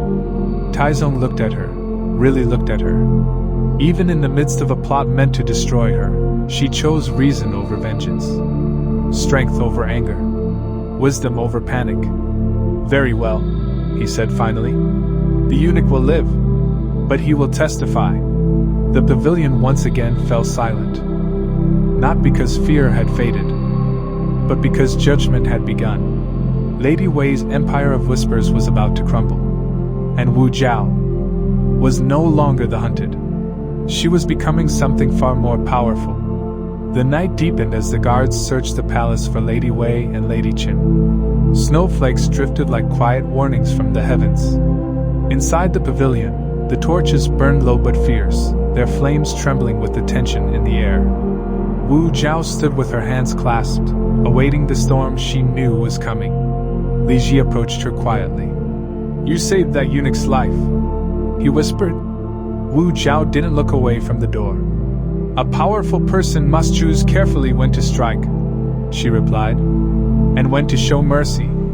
Li Ji stared at her, admiration deepening like a quiet river. Minutes later, muffled footsteps echoed through the snow. Two groups of guards approached, one gripping Lady Qin by the arms, the other escorting Lady Wei. Lady Wei walked proudly, chin lifted, refusing to show fear. But her eyes betrayed it, sharp, darting, calculating. The guards pushed them into the pavilion and dropped to their knees before the emperor. Lady Wei did not bow. She raised her chin higher. "Your Majesty," she said sweetly, "I hear there is confusion tonight." I came at once to clarify. The Emperor's expression did not change. Clarify? Taizong repeated. He stepped toward her, his presence heavy enough to silence even the torches. A forged command in my name. A planted robe. A staged accusation. Do you deny involvement? Lady Wei smiled gently, poison hidden beneath sweetness. Of course, Your Majesty. The Emperor signaled the guards. Dragged the eunuch forward. He fell to his knees, shaking, but forced himself to speak. I was ordered by Lady Qin, he whispered, and she acted on Lady Wei's instructions. The words splashed across the room like boiling water. Lady Qin broke instantly. No! Please! I only followed her. I swear it wasn't my idea. She collapsed into sobs, pointing desperately at Lady Wei. Lady Wei stepped aside from her, as though avoiding filth. Pathetic, she muttered. The Emperor's voice grew colder. Lady Wei, you stand accused of manipulating palace order, forging imperial commands, endangering the prince, and attempting to disgrace an innocent woman. Lady Wei's smile finally cracked. Just a flicker, but enough for everyone to see she tried one last desperate move. Your Majesty, this is a misunderstanding. A woman like me has no reason to target Lady Wu. She is nothing. A minor concubine. Insignificant. Her voice dripped disdain. But that was her final mistake. Taizong turned slowly toward Wu Zhao, who had remained silent until now. Insolence, the Emperor said softly, comes from those who fear what they cannot control. Lady Wei's breath caught. In that moment she knew Wu Zhao was no longer insignificant. She was the future. Lady Wei's empire of whispers was beginning to fall apart. And Wu Zhao, standing silent and unshaken, was rising like dawn through darkness. But power draws enemies like flame draws moths. And the palace was far from done testing her. Lady Wei's lips trembled for the first time. The fearless expression she usually wore, cold, elegant, untouchable, began to crack like thin ice under pressure. She looked from the Emperor, to Wu Zhao, to Li Ji, and found no ally left. The room that once bowed to her now felt like a courtroom ready for judgment. Your Majesty, she said, forcing a smile that no longer fit her face. You must understand, there are jealous women in the palace. They lie. They speak nonsense. They twist things against me. Her voice shook slightly. She wasn't used to begging or losing. Taizong did not respond. His silence was heavier than anger. He simply stared at her as though watching a powerful structure collapse brick by brick. Lady Qin continued to sob on the floor, every sound reminding everyone that the scheme had exploded far beyond repair. Finally, Lady Wei's voice sharpened. Your Majesty, surely you do not trust her. She pointed at Wu Zhao. Over the mother of your own son? There it was. The last weapon in Lady Wei's arsenal. Motherhood, and the illusion of loyalty. Wu Zhao's eyes did not waver. She did not bow. She did not speak. She simply stood in the Emperor's torchlight, calm, steady, and luminous in her silence. And in that silence, Lady Wei felt her power slipping away like sand through fingers. The Emperor walked around Lady Wei slowly, circling her like a predator assessing prey. You speak of loyalty, he said at last. Yet you forged my command. You speak of protecting the throne, yet you endangered the heir. You speak of truth, yet everything tonight reeks of your ambition. Lady Wei's composure finally shattered. No! I did this for us, she cried. For our son! For the future! She pointed violently at Wu Zhao. She is a danger! She will take everything! There was no grace left. Only panic, naked and desperate. The Emperor's voice dropped to a deadly calm. The only danger in this room is you. Lady Wei's knees buckled. The words struck deeper than any blade. She realized then that she had already lost, not because of Wu Zhao's beauty or position, but because of Wu Zhao's mind. Wu Zhao stepped forward, bowing gracefully. Your Majesty, she said gently. Mercy is the mark of a wise ruler. Even when the guilty stand revealed, kindness strengthens the throne. Her voice was soft, yet it carried more influence than Lady Wei's screams. The emperor looked at Wu Zhao with a depth that made Lady Wei's breath catch. Trust, respect, recognition. 3 things Lady Wei had fought for with schemes, yet Wu Zhao had earned simply by truth and composure. At last, the emperor spoke. Lady Wei will face judgment at dawn. The night that began with a trap had ended with revelation. Lady Wei's empire of lies lay in ruins, and Wu Zhao, the woman they tried to destroy, was rising, quiet and unstoppable, toward a destiny no one in that pavilion could yet imagine. The pavilion emptied slowly after the emperor's decree. Guards led Lady Wei and Lady Chinawei through the snow-covered corridors, one silent, one sobbing. Their footsteps faded into the cold night, swallowed by winter's breath. Inside, only Wu Zhao, Li Ji, and the emperor remained, the torches burning low like tired sentries. For the first time since the chaos began, the emperor allowed himself to breathe deeply. His shoulders lowered, but his eyes still held a storm. He turned to Wu Zhao. "You acted with remarkable clarity," he said. "Most women would have collapsed under such danger. Yet you faced the trap before it closed. It was not flattery. It was recognition." Wu Zhao bowed gently. "Your Majesty, truth must be met directly. Running only gives lies time to grow." Her calmness impressed even Li Ji, who watched her with quiet awe. He had never seen a woman face fear like this, standing straight, while others trembled. Taizong stepped closer. "You could have let the guards find you here and claimed innocence later. But you chose to walk into danger. Why?" Wu Zhao lifted her gaze. "To protect your Majesty. And the prince. Rumors are wildfire. Once lit, even truth cannot stop them." The emperor fell silent, struck by her insight. Li Ji stepped forward. "Father, she prevented this from becoming a scandal that could divide the court." His voice was soft, but the sincerity rang through the room. The emperor nodded. "Yes, she did." A cold breeze swept into the pavilion, carrying with it the scent of winter pine. Taizong turned toward the doorway, lost briefly in thought. "Lady Wei has been a loyal mother to the prince," he said slowly. "But ambition has consumed her. What she attempted tonight cannot be ignored." His voice tightened with regret. Wu Zhao stepped forward, speaking softly. "Your Majesty, even the strongest trees bend in storms. What matters is how they rise after." The emperor studied her again, this woman who spoke not with fear or anger, but with balance and quiet wisdom. "You speak like someone far older than your years," Taizong murmured. Wu Zhao lowered her eyes respectfully.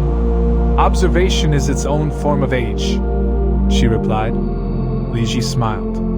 He had heard many poets, many ministers, many scholars, but none spoke like Wu Zhao. At last, the emperor stepped back. "It is late," he said. "Return to your chambers. The palace will speak of this night for many years, but let them speak truth, not rumor." He looked at Wu Zhao one last time. "I will remember what I witnessed." As Wu Zhao and Li Ji walked out into the quiet courtyard, snowflakes drifted gently around them. Li Ji spoke in a low voice. "You changed everything tonight." Wu Zhao looked up at the falling snow. "No," she whispered. "I merely survived." But deep within her heart, she knew the truth. Tonight wasn't survival. Tonight was her first step toward destiny. The palace slept uneasily. Rumors moved through the halls like cold drafts beneath doors. Servants whispered. Eunuchs avoided eye contact. Even seasoned ministers sensed the shift in the air. A powerful woman had fallen tonight. And another, quiet, observant, underestimated, had begun to rise. Wu Zhao walked slowly toward her chambers, the snow muffling her footsteps. Her mind replayed the night, the trap, the confrontation, the emperor's judgment. She did not feel triumph. She felt something deeper, something heavier. The palace had revealed its true nature. A battlefield of shadows. As she approached her door, a palace maid hurried toward her with a lantern. "Lady Wu," the girl whispered, bowing deeply. "Your chambers were inspected earlier by Lady Wei's servants." Wu Zhao's eyes sharpened. So the trap had gone even further than she thought. "Did they take anything?" Wu Zhao asked. The maid shook her head. "No, my lady. But they searched every corner. They even checked your writing desk." Wu Zhao understood immediately. They had hoped to plant something incriminating, not just the robe. Inside her chamber, Wu Zhao lit her own lantern and scanned every surface. Nothing seemed disturbed, but she felt the lingering echo of intrusion. A violation not of her space, but of her identity. This was the price of navigating a palace built on insecurity and ambition. She sat at her desk, fingertips brushing the cool wood. If she allowed fear to take root now, Lady Wei's scheme would still succeed, even from disgrace. Wu Zhao drew a breath, steady and controlled. Power was not given. Power was taken through clarity and survival. Suddenly, a soft knock came at her door.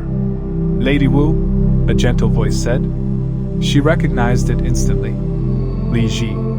The prince stepped inside, worry written across his face. "I came to see if you are safe," he said. Wu Zhao smiled faintly. "Safety in the palace is temporary, Your Highness. Tonight taught me that clearly." Li Ji moved closer, lowering his voice. "I saw you face danger without fear. I saw your strength. But I also worry, who will protect you when the next storm arrives?" Wu Zhao met his eyes. "I do not need protection," she said softly. "I need wisdom. And I need to stay alive long enough to use it." Li Ji exhaled shakily, torn between respect and longing. "You're unlike anyone in this palace," he whispered. Outside, the first light of dawn touched the horizon. A new day was beginning. One shaped by consequences, whispers, and shifting alliances. Wu Zhao looked toward the window and felt it deep within her chest. The palace had noticed her. The emperor had noticed her. And soon, the entire empire would. As dawn finally broke, the palace bells rang softly across the snowy courtyards. Their sound, usually gentle and ceremonial, felt heavy today, as though announcing not a new morning, but a reckoning. Servants hurried nervously through the cold air, aware that Lady Wei's judgment loomed. Wu Zhao stepped outside her chamber, the faint warmth of the rising sun brushing against her face. She wrapped her cloak tighter, not from cold, but from the weight of what she knew would unfold today. Dawn was beautiful, but truth revealed in daylight was rarely gentle. Before she took another step, an elderly eunuch approached her with a bow. "Lady Wu, His Majesty requests your presence at the Hall of Deliberation." Wu Zhao's heart tightened, not with fear, but with anticipation. She had expected this. Every action last night pointed toward this moment. As she walked through the palace, ministers and concubines watched her from behind lacquered screens and carved pillars. Their whispers traveled like invisible arrows. The emperor summoned her? After last night? She must be dangerous. Or favored. At the Hall of Deliberation, the emperor sat alone, hands folded, eyes distant. His face held neither wrath nor warmth. It was the expression of a ruler weighing the future of his court. Wu Zhao bowed deeply. "You called for me, Your Majesty." Taizong studied her quietly. "Last night," he began, "you showed more composure than many of my senior ministers. You acted not as a frightened concubine, but as someone who sees the currents beneath the surface." His words were neither flattery nor casual observation. They were acknowledgement. Wu Zhao kept her voice soft. "The palace is a world of illusions, Your Majesty. If one does not see clearly, one is swept away." Taizong nodded slowly. "And you see clearly?" Wu Zhao held his gaze. "I try." The emperor stood, pacing slowly. "Lady Wei will face judgment for her actions. That is certain. But her fall will create a vacuum, one that ambitions may rush to fill." He turned. "Do you understand what that means for you?" Wu Zhao answered without hesitation. It means someone else will try to destroy me next. The Emperor's eyes sharpened, impressed by how swiftly she grasped the truth. And if they do? He asked. I will survive, she replied softly, the Emperor's voice lowered. You are unlike the women of this palace. You do not cling. You do not plead. You think. He paused before her. And this palace needs thinkers. The words were not a promotion. They were a warning, a door opening, and a test beginning. As Wu Zhao left the hall, her steps were steady, her expression serene. But inside she knew the truth. Today marked a turning point, not just in the palace, but in her destiny. She was no longer a forgotten concubine. She was a rising force. And forces always attract storms. By mid-morning, the palace gathered in an open courtyard dusted with fresh snow. Ministers stood in rigid rows. Eunuchs shivered despite their robes. Concubines hid behind sleeves, whispering anxiously. They all came for one reason: to witness the fall of Lady Wei. Lady Wei was brought forward, escorted by guards. Her once immaculate hair was slightly undone, her expression brittle like porcelain cracking under pressure. She still walked with dignity, but everyone could see the fracture lines spreading through her composure. Lady Qin followed behind her, trembling so violently she could barely stand. But no one looked at her.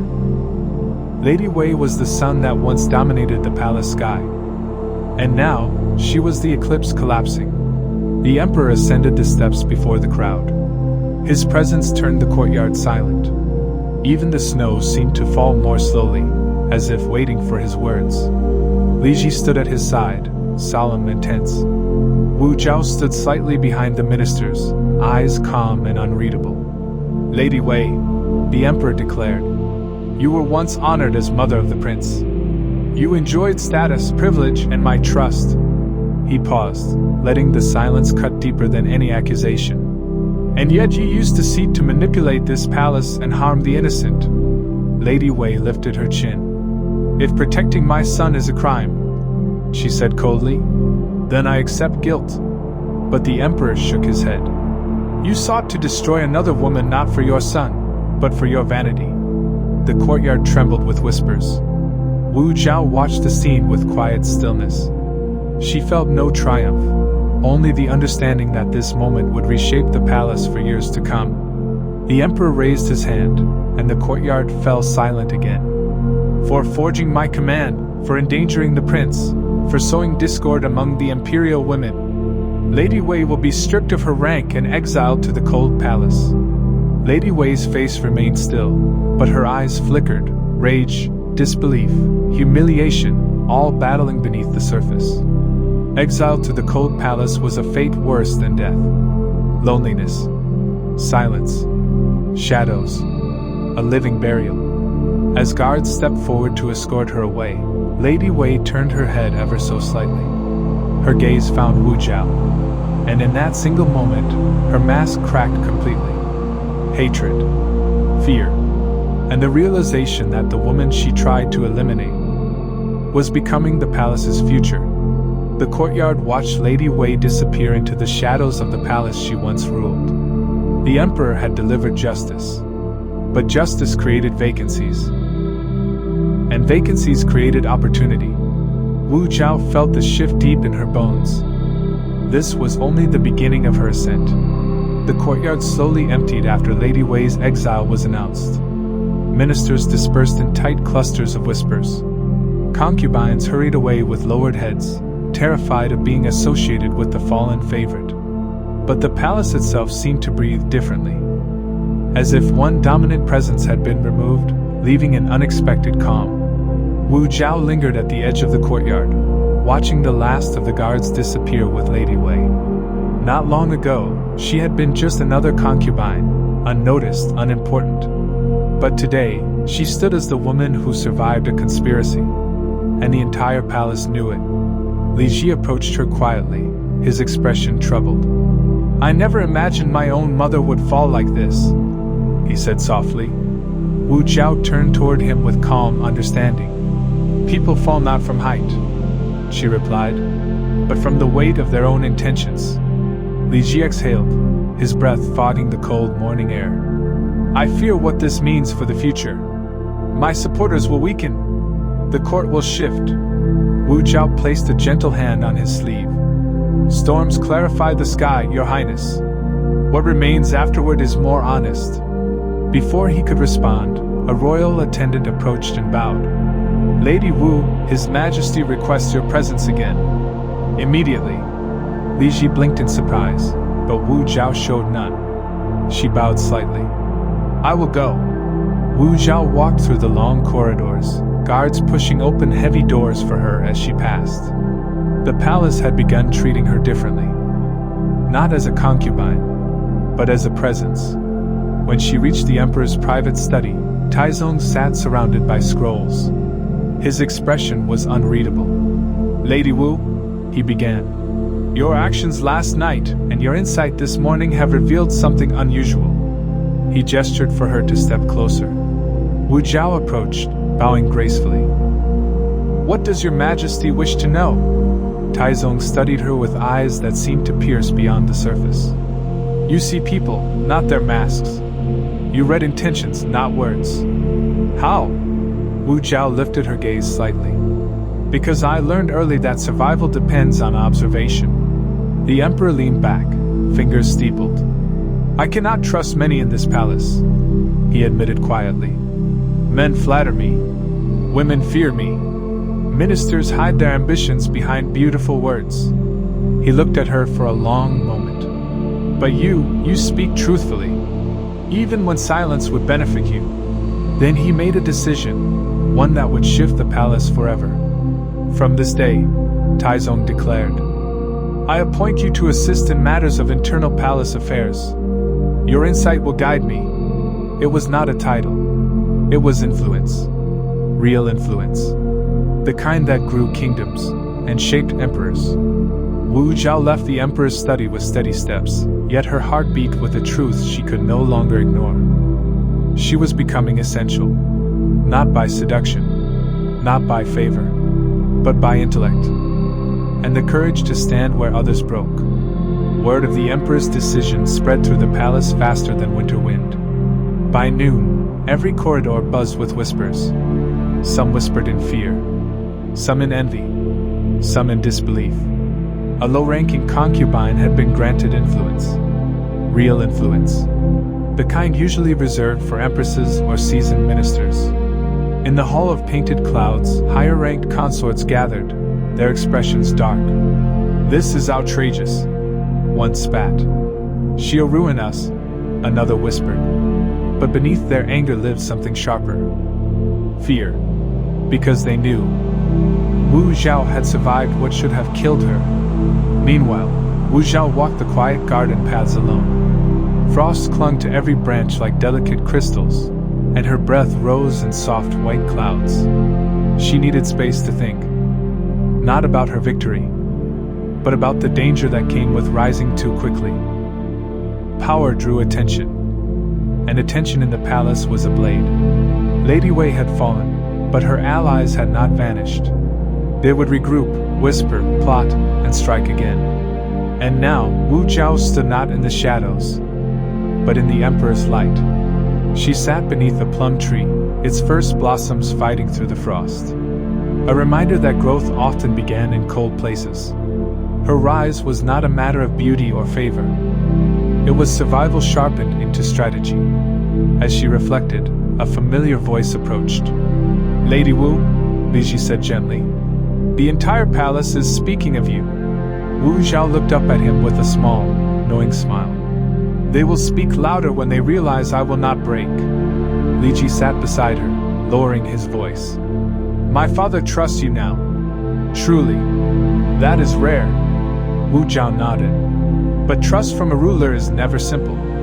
If I fail him once, that trust will vanish faster than melting snow. Li Ji hesitated. Do you regret accepting this role? Wu Zhao looked toward the distant palace rooftops. No, but I understand what it demands. She turned to him. I must be sharper than rumors, faster than schemes, and calmer than fear. A moment of silence passed. Then Li Ji spoke again, almost in a whisper. "And what of us? Does this change anything?" Wu Zhao's breath caught, only slightly. She studied the prince's face, earnest, hopeful, afraid to hope too much. "Your Highness," she said softly, "the palace watches every step we take, every glance, every word." Li Ji's shoulders lowered. "So, we must pretend distance?" Wu Zhao smiled faintly. "No. We must walk carefully. Power cannot be rushed. Neither can destiny." As Li Ji walked away, Wu Zhao remained seated beneath the blossoming plum tree. She understood her path now. Rise slowly, see clearly, strike precisely. Her ascent had begun. And the palace, whether ready or not, would bend to the woman who refused to be broken. The silk hall, home to the ranked imperial consorts, buzzed like a disturbed hive. News of Wu Zhao's new influence had spread, igniting anger among women who once believed themselves untouchable. Silken sleeves fluttered like wings of trapped birds as jealousy and panic collided in whispered conversations. Consort Yang slammed her teacup onto the table. A concubine of low birth advising the emperor? Outrageous. Beside her, Consort Zhao added with venom. She has bewitched His Majesty. How else could she climb so quickly? The women nodded, building a storm out of fear. But Consort Lu, a quieter, more observant woman, spoke up softly. "You forget who fell last night. Lady Wei held more power than all of us," and she crumbled. Her words silenced the hall. It wasn't meant as admiration. It was a warning. Consort Yang stood, fury swelling. "If we let her grow, she will swallow the rest of us. We must sink her reputation before she sinks ours." A few nodded. A few trembled. A few hid their smiles. The beginning of a new faction. Meanwhile, Wu Zhao walked the corridor outside, unaware of the venom brewing within the silk hall. She carried a sealed scroll, her first official task in palace affairs. It felt light in her hands, but she knew its true weight could shape her future. As she approached the hall, 2 junior concubines spotted her and lowered their heads immediately, not in respect but fear. Fear of the woman who had survived Lady Wei. Fear of the woman now chosen by the emperor. Fear of what she might become. Wu Zhao paused before the silk hall's doors. Inside, she could hear heated voices, frantic whispers, and the unmistakable tension of threatened pride. She closed her eyes for a brief moment. So it begins, she thought. The resistance to her rise. Just as she prepared to enter, Consort Yang flung the doors open. She froze when she saw Wu Zhao standing there, serene, quiet, unshakable. Their eyes met. The air between them crackled like winter lightning. Then Wu Zhao smiled. Soft, polite, dangerous. "Consort Yang," Wu Zhao said with a gentle bow. "I apologize if I interrupted." Her voice was calm, almost warm. Yet it carried a depth that made several concubines step back. Consort Yang lifted her chin, masking surprise with cold arrogance. Wu Zhao stepped forward, eyes bright but unreadable. "I came to deliver the emperor's request. He asks that all palace women maintain harmony, especially in these delicate times." A collective shiver ran through the hall. The emperor's message, spoken through Wu Zhao, was not a request. It was a warning. As Wu Zhao left the silk hall, whispers erupted louder than before. Not just of jealousy, but of fear-respect. Power had shifted. Enemies had awakened. And Wu Zhao took her first step into the center of the palace game, where survival required more than intelligence. It required dominance. Night settled over the palace like a velvet shroud, muffling footsteps and hollowing the silence. Wu Zhao walked calmly back toward her chambers after delivering the emperor's message to the silk hall. Yet something in the air felt different. She sensed eyes following her, not hostile, but observant. Near the moon gate, a familiar figure stepped from the shadows. It was Eunuch Gao, the emperor's closest attendant. He bowed deeply. "Lady Wu, His Majesty wants to see you." At this hour, such a summons was rare and dangerous. Wu Zhao's heart fluttered, not with fear, but anticipation. Had the emperor heard the rumors? Had someone spoken against her? Or was he testing her again? She followed eunuch Gao through a series of quiet courtyards. The palace at night was a world of stone and breath. Still, ancient, expectant. Each echo of her footsteps felt like a question waiting to be answered. When she reached the emperor's private pavilion, she saw him sitting alone, a single scroll open before him. Taizong did not look up immediately. Instead, he spoke quietly. "Lady Wu, sit." Wu Zhao lowered herself gracefully. The emperor lifted the scroll. "Do you know what this is?" She glanced at the calligraphy. "A report from the Ministry of Rights. One of the most conservative ministries," she said softly. The emperor's eyebrow lifted. She had identified it instantly. "This report speaks of unrest in the palace," Taizong said. "It mentions jealousy, conflict, rumors." He paused. "And your name?" The silence that followed was sharp as a blade. Wu Zhao bowed her head. "I expected resistance, Your Majesty. Nothing grows without breaking soil." Taizong studied her in the half-light. Most women would panic. Most would cry. But Wu Zhao remained still as stone. He leaned back. "I summoned you because this report recommends punishment." Her breath stopped. Only for a moment. Punishment could mean demotion, or removal, or exile. Then Taizong tore the scroll in half. The sound was soft, but devastating. "I do not punish loyalty," he said, "nor intelligence. But I needed to see how you would respond. Calm or fear, panic or discipline." Wu Zhao bowed deeply. "You honor me, Your Majesty." As Wu Zhao left the pavilion, lanterns swaying gently in the night breeze, she understood something profound. This was no mere summons. It was a test. A door quietly opening. One she had stepped through with steady feet. And from that moment, the emperor no longer saw her as a concubine. He saw her as a mind worth shaping. By evening, the palace corridors felt heavier, as though the walls themselves carried whispers. Servants walked silently, avoiding eye contact. Eunuchs exchanged glances and quickly looked away. Rumors, sharp as needles, had begun spreading through the inner court. Not about Lady Wei, but about Wu Zhao. In the lantern pavilion, a small group of concubines huddled together, their faces lit by flickering candlelight. "I heard she bewitched the emperor," one whispered. "Impossible," another muttered. "She must have tricked him with charms." The youngest leaned closer. "No. I heard Lady Wei fell because Wu Zhao planned everything." None of it was true. But truth mattered far less than volume. And their whispers were growing louder. Wu Zhao, still walking a path barely paved, already felt the tremors beneath her feet. The palace could turn on her in a heartbeat. Later, in the quiet of her chamber, Wu Zhao poured tea with slow, steady movements. She had faced Lady Wei's hostility. Now she faced something more dangerous. The invisible hostility of strangers. Enemies in the dark were easy to spot, but enemies who smiled were far more lethal. Suddenly, her maid Xiao Lian burst inside, breathless. "My lady, there is trouble." Wu Zhao set her cup down. "What kind of trouble?" "The kind that wears silk and speaks poison." Xiao Lian bowed deeply. "It is Consort Yang and Consort Zhao. They are spreading lies across the palace. They say you conspired with Lady Wei, that you deceived His Majesty, that you manipulate the prince." Each accusation was worse than the last. Each one could destroy her. Wu Zhao didn't react with anger. She closed her eyes for a moment, breathing slowly.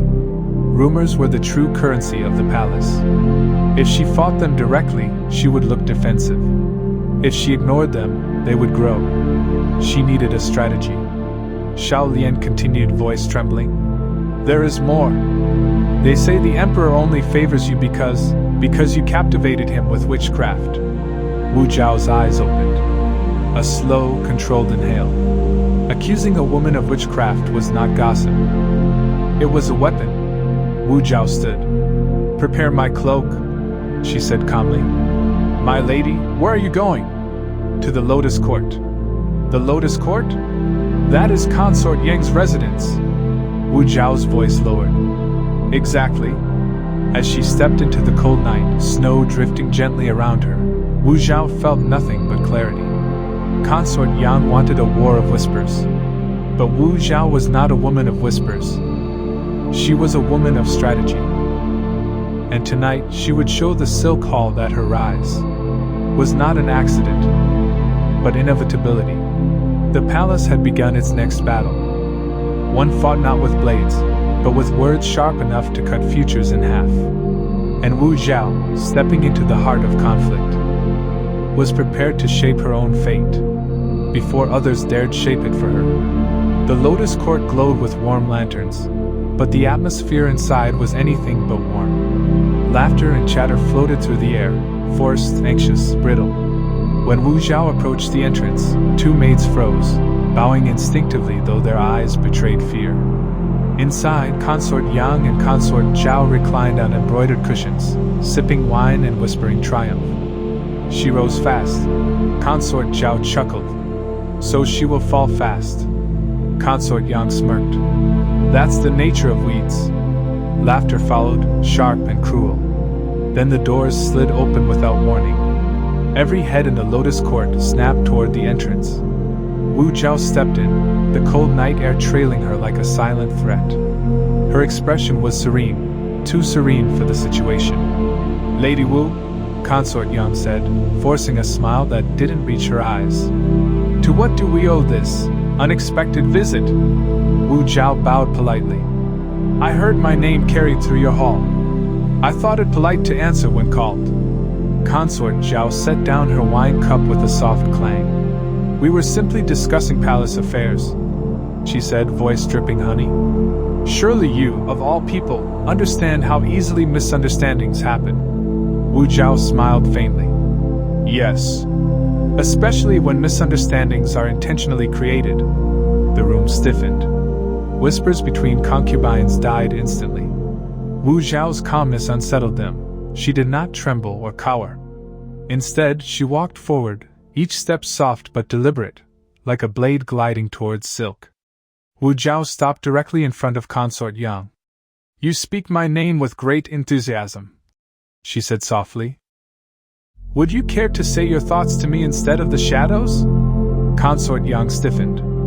You accuse me? I accuse no one, Wu Zhao replied. But I do respond when lies threaten the Emperor's peace. The subtle shift in phrasing hit the court like a shockwave. Wu Zhao wasn't defending herself. She was defending the Emperor's stability. Consort Yang's confidence wavered. You call them lies? Wu Zhao's gaze sharpened. If you imply I use witchcraft, manipulation, or deceit, then yes, I call them lies. Unless you prefer to repeat those words in the Emperor's presence? The room froze. Consort Zhao's voice cracked first. We meant nothing harmful. Others echoed in shaky agreement. Wu Zhao straightened, a slight smile touching her lips, not of victory, but of precision. Then let harmony guide your words from now on. She bowed once more, graceful and devastating. When Wu Zhao turned to leave, no one dared speak. The woman they thought weak had walked into their den and dismantled their rumors with nothing but truth and composure. The Lotus Court had tried to bite, but Wu Zhao showed she had sharper teeth. When Wu Zhao stepped out of the Lotus Court, the cold night wrapped around her like an old ally. Snow crunched beneath her feet as she walked, lanterns casting long golden beams across the courtyard. Behind her, silence lingered. The stunned quiet of women who just realized they had underestimated the wrong person. But the palace never slept. As Wu Zhao walked toward her chambers, she sensed movement, shadows slipping behind pillars, hushed murmurs fading before she could catch the words. Rumors had sharp teeth, yes, but spies had sharper. Xiao Lian, her loyal maid, hurried to her side. My lady, I heard raised voices from the Lotus Court. Are you unharmed? Wu Zhao smiled softly. Voices can be loud, but volume does not make them right. As they neared her chamber, A distant guard approached with a bow. "Lady Wu, His Majesty requests your presence, immediately." Wu Zhao's heartbeat stilled for a moment. The Emperor rarely summoned anyone at this hour. Something was wrong. She followed the guard through silent halls until they reached the Emperor's private study, its doors partially open, a sign of distress. Inside, the Emperor sat alone, scrolls scattered across the table, his expression dark with concern. "Your Majesty," Wu Zhao said, bowing. Taizong looked up, relief flickering briefly in his eyes. "You came swiftly. Good." He gestured for her to approach. "There is something you must see." He handed her a sealed letter, one marked with the emblem of a powerful minister. Wu Zhao opened it carefully. Inside was a message dripping with venom. False accusations, twisted claims, and subtle suggestions that she was a political threat. "It circulated among the court today," Taizong said. "Several ministers have already approached me. Your rise threatens them. They fear a woman's influence." Wu Zhao folded the letter gently, her expression unreadable. "I expected opposition," she said softly. "But not this quickly." The Emperor leaned forward. "Tell me, Lady Wu, are you prepared for what is to come? Because if you continue advising me, this palace will turn darker before it turns bright." Wu Zhao met his gaze without flinching. "I did not ask for safety," she said quietly. "I asked for purpose. And purpose always invites danger." The Emperor's eyes softened. Not with affection, but with respect rarely given. Outside, the palace slept beneath a blanket of snow. But inside the Emperor's study, a silent alliance was forming.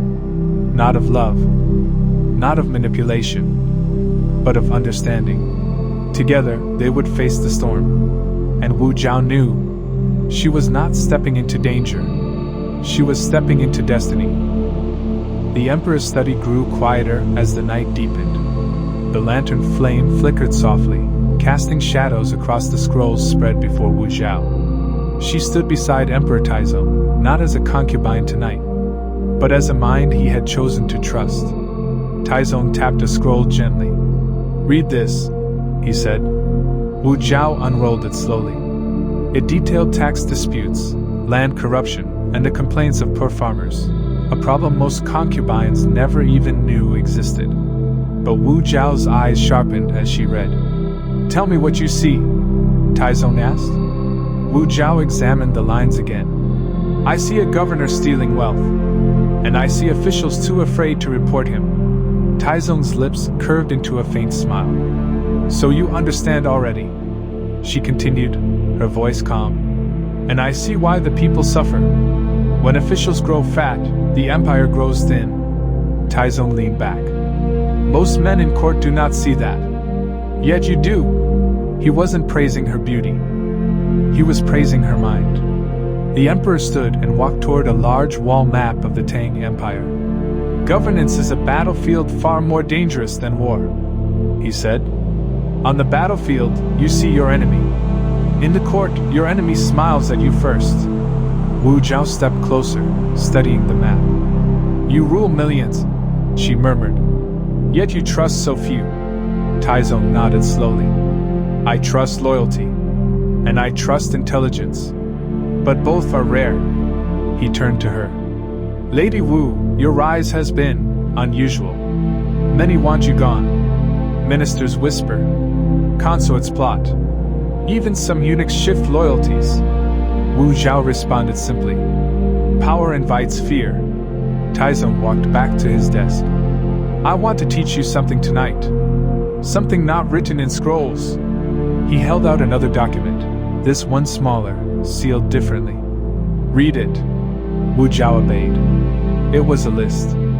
A list of ministers, generals, and officials.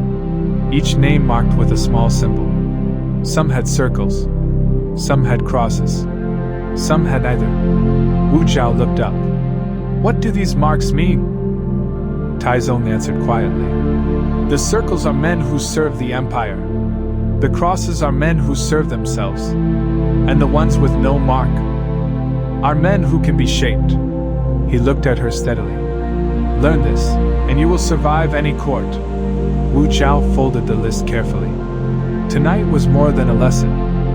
It was an initiation. The Emperor was teaching her the secrets of power, showing her a path no concubine had ever walked. And as she bowed in gratitude, she realized something profound. Power was not given to her, it was being taught to her, so she could eventually claim it. Dawn crept over the palace roofs, turning the frost into glittering silver. While most concubines still slept, Wu Zhao was already awake, replaying the Emperor's lesson in her mind. Names marked with circles, crosses, and empty spaces. All symbols of a world she was now stepping into. Xiaolian arrived with hot tea, bowing low. "My lady, the palace is restless this morning. There is talk in the outer court." Wu Zhao slowly lifted her cup. "Talk about what?" "About you." But this time, the whispers weren't only rumors of jealousy. They were political, strategic. A group of ministers, alarmed by the Emperor's growing trust in Wu Zhao, had begun discussing ways to limit her influence. Not openly, not foolishly, but quietly. Wu Zhao listened calmly as Xiaolian explained. "They say a woman should not advise His Majesty. They say your presence disrupts tradition. Wu Zhao smiled faintly. Tradition fears anyone who does not bow to it. Meanwhile, in the Hall of Governance, several high-ranking ministers gathered around a long lacquer table. Minister Zhang, stern and narrow-eyed, slammed his fist against the scroll. "This cannot continue," he said. "The Emperor treats her as though she were a scholar." Another minister added sharply. "If she continues to influence him, the balance of power will shift. We must control the situation before we lose our footing," a third minister whispered. "Perhaps the Empress should be informed." At that sentence, the room fell completely silent. The Empress Wang, was a gentlewoman by nature, but palace politics had a way of sharpening even softness. If she learned that a young concubine was gaining the Emperor's ear, she would not remain idle. A storm could begin with a single whispered name. Back in her chambers, Wu Zhao fastened her sash and prepared to leave. "Where are you going, my lady?" Xiaolian asked. "To the archives," she replied. "If ministers fear my knowledge, then I will give them more to fear." The imperial archives were a world of ink and silence. Tall shelves of bamboo scrolls towered like ancient guardians. Wu Zhao walked inside with steady steps. A woman entering a sanctuary reserved for statesmen, not concubines. The archivist looked startled. "My lady, this place is not. It is exactly where I belong," she said. She selected scrolls of law, tax reforms, military strategy, and regional reports. Not the topics of a concubine, but the weapons of a future leader. As she read, dawn brightened into morning, and the palace unknowingly shifted around her. Wu Zhao was no longer simply surviving. She was preparing. In the quiet of the archive, surrounded by the written bones of the empire, Wu Zhao whispered to herself, "If knowledge is power, then I will learn everything." And as she immersed herself deeper in the scrolls, she began transforming from a threatened concubine into a strategist the palace could no longer ignore. Hours passed inside the imperial archives, but Wu Zhao did not tire. She read with the hunger of someone who had been denied knowledge for too long. History, governance, diplomacy, taxation. She devoured each line like a warrior sharpening her blade before battle. Every scroll revealed the same truth. Empire was not ruled by strength alone, but by understanding where to push, where to restrain, and where to watch silently. The very people trying to crush her were the same ones who feared educated women. A soft knock echoed through the archive. An elderly archivist approached her cautiously, hands trembling. "My lady, the palace rarely sees someone read so deeply." Wu Zhao smiled gently. "Then the palace must widen its view." The archivist hesitated before speaking again. "Forgive my boldness, Lady Wu, but may I offer you something?" He retrieved a hidden scroll, one wrapped in faded silk. "This is not for common eyes. But you may need it." Wu Zhao unwrapped it carefully. Inside was a detailed record of previous reigns. Which ministers had betrayed whom? Who had risen through intelligence? And who had fallen through arrogance? A secret map of political survival. "You are brave to give me this," she whispered. The archivist shook his head. "No, my lady. I am hopeful. The empire changes only when someone dares to rise above what they were born into." His voice softened. "You may be that person." Wu Zhao bowed deeply. Not as a concubine, but as a student honoring a teacher. When she straightened, a new steadiness filled her. Knowledge was no longer a tool. It was armor. As she prepared to leave, a shadow appeared at the entrance. It was Eunuch Gao, one of the Emperor's most trusted attendants. "Lady Wu," he said with a polite bow. "His Majesty asks for you." Immediately, Wu Zhao's heartbeat quickened, but not with fear. If the Emperor was seeking her this early, it meant something had shifted overnight. Perhaps the ministers had spoken. Perhaps the Empress had heard whispers. Or perhaps he needed her advice again. As she approached the Emperor's study, she heard raised voices inside. Angry, frustrated, desperate. Ministers arguing. Wu Zhao paused at the door, breathing unsteadily. The palace had begun its war, and she was walking straight into its center. The archivist's scroll remained warm in her hands. Knowledge, strategy, history. The weapons of rulers, kings, and statesmen. Now they belonged to her. And as she entered the Emperor's study, Wu Zhao stepped forward not as a concubine, but as a force the Empire had never seen before. The Emperor's study trembled with raised voices as Wu Zhao approached. The heavy wooden doors, usually symbols of serenity, now pulsed with anger behind them. Ministers arguing loudly in front of the Emperor was rare and dangerous. Wu Zhao paused only for a breath before stepping inside. Instantly, a dozen pairs of eyes turned toward her, some in shock, others in fury. Minister Zhang sneered, his voice slicing the air. "Why is she here?" Emperor Taizong spoke before Wu Zhao could answer. "I summoned her." The room fell silent. Even Zhang's face paled. The Emperor's tone left no room for debate. "What were you shouting about?" Wu Zhao asked gently. Several ministers stiffened, offended that she dared speak. But she didn't need their permission. The Emperor had already given her authority by recognizing her presence. Minister Zhang stepped forward. "We raised concerns," he said sharply, "that His Majesty is being influenced by someone without rank, training, or official title." He gestured toward Wu Zhao like pointing at an intruder. Wu Zhao didn't flinch. "And yet," she replied softly, "you failed to solve the issues His Majesty faces. If rank equaled wisdom, the Empire would not be suffering under corruption." A few ministers inhaled sharply. She had struck at the heart of their incompetence. Minister Zhang slammed his palm on the table. "Impudent woman!" But Taizong's voice cut through the tension. "Enough. If you shout again in my presence, you will leave this hall." Zhang's mouth snapped shut. The Emperor turned to Wu Zhao. "Tell them what you told me last night." She nodded. "The unrest in the southern provinces comes from tax manipulation. The governor underreports harvest numbers, steals the surplus, and punishes those who complain." The ministers exchanged shocked glances. How had she learned that? Minister Lu swallowed hard. "That information is not publicly recorded." Wu Zhao smiled faintly.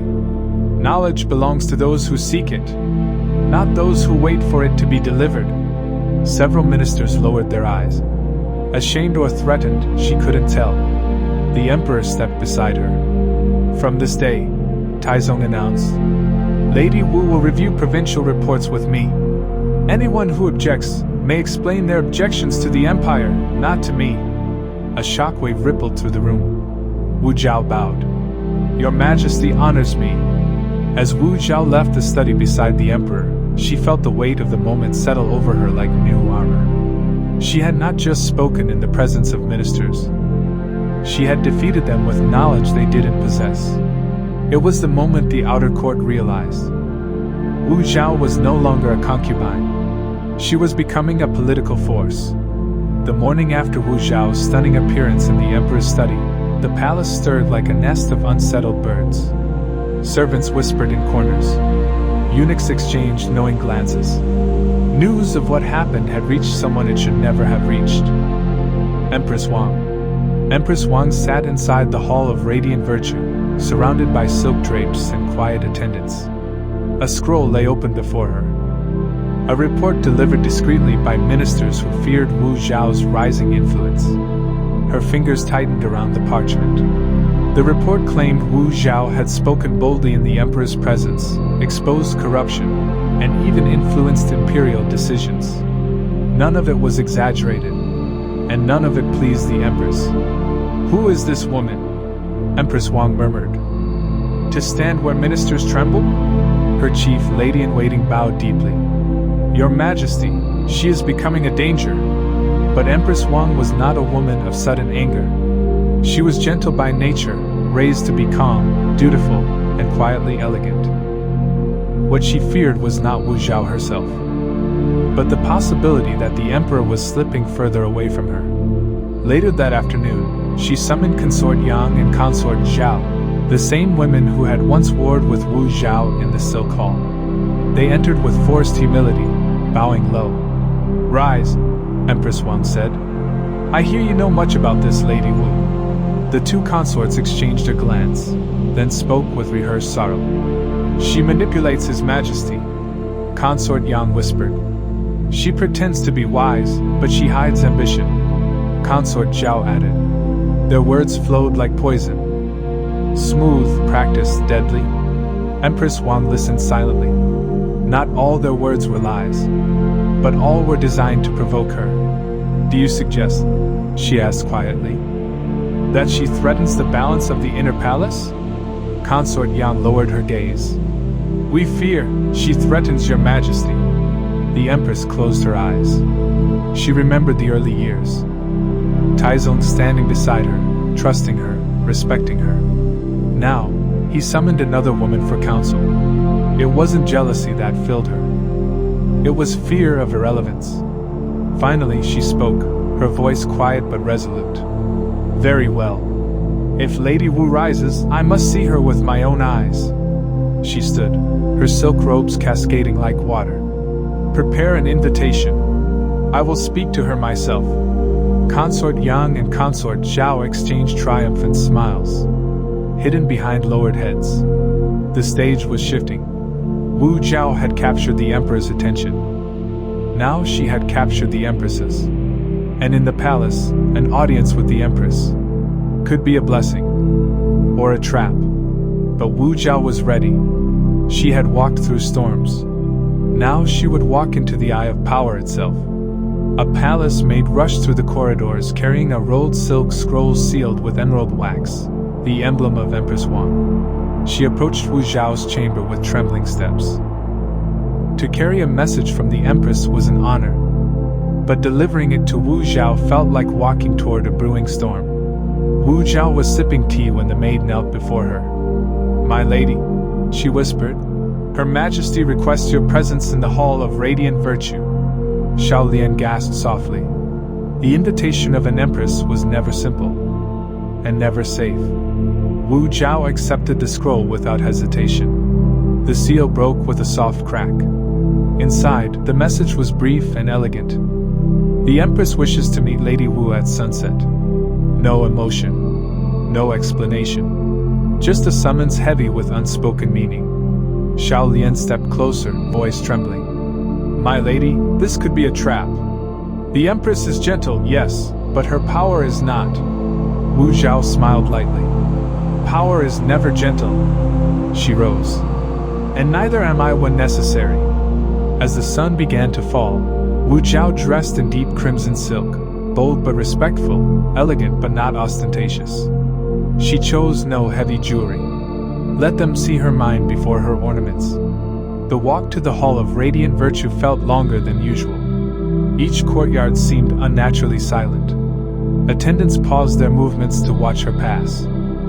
Some with curiosity, some with fear, some with quiet admiration. At the entrance, 2 imperial guards bowed deeply. "Lady Wu," one said, "Her Majesty awaits inside." The doors slid open with a soft groan, revealing a hall glowing with muted golden light.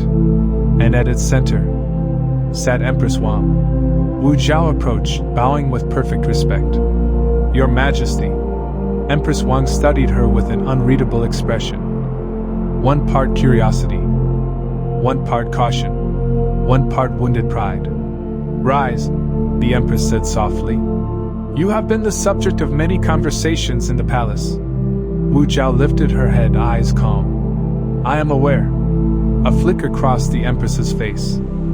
Surprise at her honesty. Empress Wang leaned forward slightly. "I wish to understand you, Lady Wu. Not the rumors. Not the panic. You." Her tone held neither kindness nor hostility. Only truth. This was not an attack. Not yet. It was an evaluation. Wu Zhao inhaled slowly, knowing the next words she spoke could shape the future of the entire palace. A meeting with the Empress was not a battlefield, but it could become one if missteps were made. And in that quiet hall of silks and shadows, 2 women studied each other. One born to power, one rising toward it. Only one would shape the coming era. For a long moment, neither Wu Zhao nor the Empress spoke. The hall of radiant virtue was silent except for the faint rustle of silk curtains and the distant cry of palace birds. A meeting between 2 powerful women should have felt explosive. But instead, it felt like the quiet before a storm. "You have grown, rapidly," Empress Wang finally said. Her voice was gentle, but her eyes were not. "Some women rise through beauty, some through advantage.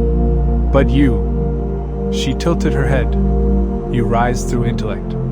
That is unusual." Wu Zhao bowed. "I rise because His Majesty allows me to serve him." Empress Wang smiled. A soft smile, but not a warm one. "No. You rise because you understand him." The Empress motioned for her to sit on a lower cushion. "Tell me, Lady Wu, what do you seek?" Wu Zhao did not rush her answer. The wrong words could invite suspicion, jealousy, or worse, punishment. "I seek purpose," Wu Zhao said quietly. "Not position. Not luxury." The Empress observed her with an expression impossible to decipher. "Purpose," she repeated softly. "Few in this palace speak of such things." Empress Wang's gaze drifted toward the high windows. "When I entered this palace, I believed duty alone was enough. But duty, without purpose, is a prison." For the first time, Wu Zhao saw a flash of vulnerability in her. The Empress turned back to her. "Do you seek to replace me?" The question was soft, but the words struck like a blade wrapped in silk. Xiao Lian would have fainted hearing it. But Wu Zhao remained still. "No, Your Majesty," Wu Zhao replied. "But I do seek to serve the Empire where I am able. And if my abilities frighten those who wish to control you, that is not my burden to carry." The Empress inhaled sharply, surprised but intrigued. "You are bold," the Empress whispered. "And boldness is dangerous here." Wu Zhao smiled faintly. "Only to those who fear growth." The Empress's eyes narrowed, not in anger, but in recognition. At last, Empress Wang stood, her robes flowing like water. "Lady Wu, I will not oppose you, yet. But understand this. The palace is a battlefield where women fight without swords. If you step onto that field, you will not walk away unchanged." Wu Zhao bowed deeply. "I have already stepped onto it." When Wu Zhao left the Hall of Radiant Virtue, she did not look behind her. The Empress had not attacked her, but she had measured her, weighed her, tested her. And Wu Zhao had not bowed in fear, only in respect. 2 powerful women had finally met, and the palace would never be the same again. The sun had barely set when the ministers gathered inside a secluded side hall, an old chamber rarely used except for secret discussions. The air smelled of ink and fear. Word had already reached them that Wu Zhao had met with Empress Wang. This made her even more dangerous. Minister Zhang slammed a scroll onto the table. She wins favor from His Majesty. She wins tolerance from Her Majesty. If we do nothing, she will rise above us all. The other ministers exchanged uneasy glances. He was right. But how? One minister whispered. She is intelligent, cautious, and has no ambition for open conflict. Zhang leaned closer. That is why she must be targeted in the shadows. We will trap her before she can grow further. He unrolled a new document. A carefully crafted accusation accusing Wu Zhao of influencing imperial decisions beyond her role. A charge subtle enough to seem believable, but serious enough to warrant her removal or punishment. One minister hesitated. If the emperor discovers this is false, Zhang cut him off. He won't. Because this will not come from us. It will come from the outer palace, from concerned officials, from frightened servants. We will drown her in whispers she cannot trace. Meanwhile, somewhere across the palace, Wu Zhao paused abruptly in the middle of walking back to her chamber. A sudden chill prickled her skin. The palace felt different tonight. Heavier, darker, watching her with new eyes. Xiao Lian hurried beside her. My lady, you look troubled. Wu Zhao shook her head slowly. I feel movement in the palace. Not footsteps, intent. It was the same instinct she had felt when Lady Wei plotted against her. Later that night, while reading reports in her chamber, Wu Zhao noticed something strange. A folded slip of paper tucked beneath a stack of records delivered by a clerk. She hadn't placed it there. The emperor hadn't either. She slowly unfolded it. Inside was a single line, written hastily and without signature. They move against you. Be vigilant. Her eyes narrowed, not in fear, but in focus. Wu Zhao set the note aside and exhaled slowly. So they begin. She stood, walking toward the window where cold night wind drifted through. Their traps depend on my ignorance. So I will not give them ignorance. I will give them clarity. She was no longer reacting to threats. She was preparing for war. Across the palace, plots whispered in dark corners. Accusations sharpened like hidden knives. Old alliances trembled, and new dangers formed from shadows. What the ministers didn't understand was simple. They weren't hunting a concubine. They were provoking a future ruler. And Wu Zhao, with calm steps and sharpened intellect, was already planning her counter-strike. Morning came with uneasy brightness. Servants moved quickly, eunuchs whispered too quietly, and the entire palace seemed to vibrate with tension. Today was the day the ministers planned to strike. The day Wu Zhao was supposed to fall. In the Hall of Governance, the ministers gathered early, scrolls in hand, confidence hiding beneath forced humility.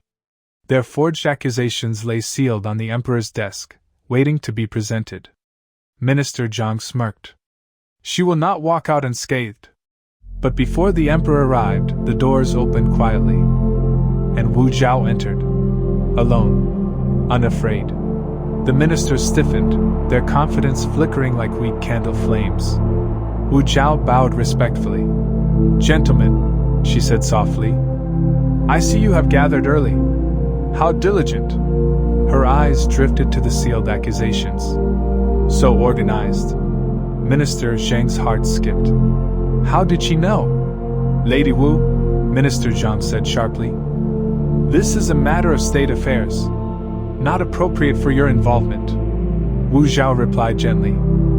Then perhaps you should have arranged matters of state without involving my name. The hall doors opened again. Emperor Taizong entered, robes sweeping behind him like a wave of authority. Everyone bowed deeply. But as he sat, he immediately noticed the sealed accusations on his desk. His gaze hardened. Minister Zhang stepped forward. Your Majesty, we bring grave concerns regarding Lady Wu's influence. But Wu Zhao spoke first. Your Majesty, before they begin, might I present something? The Emperor raised an eyebrow. Proceed. Wu Zhao placed a small folded document before the Emperor. A list of officials who had been bribed by the corrupt southern governor.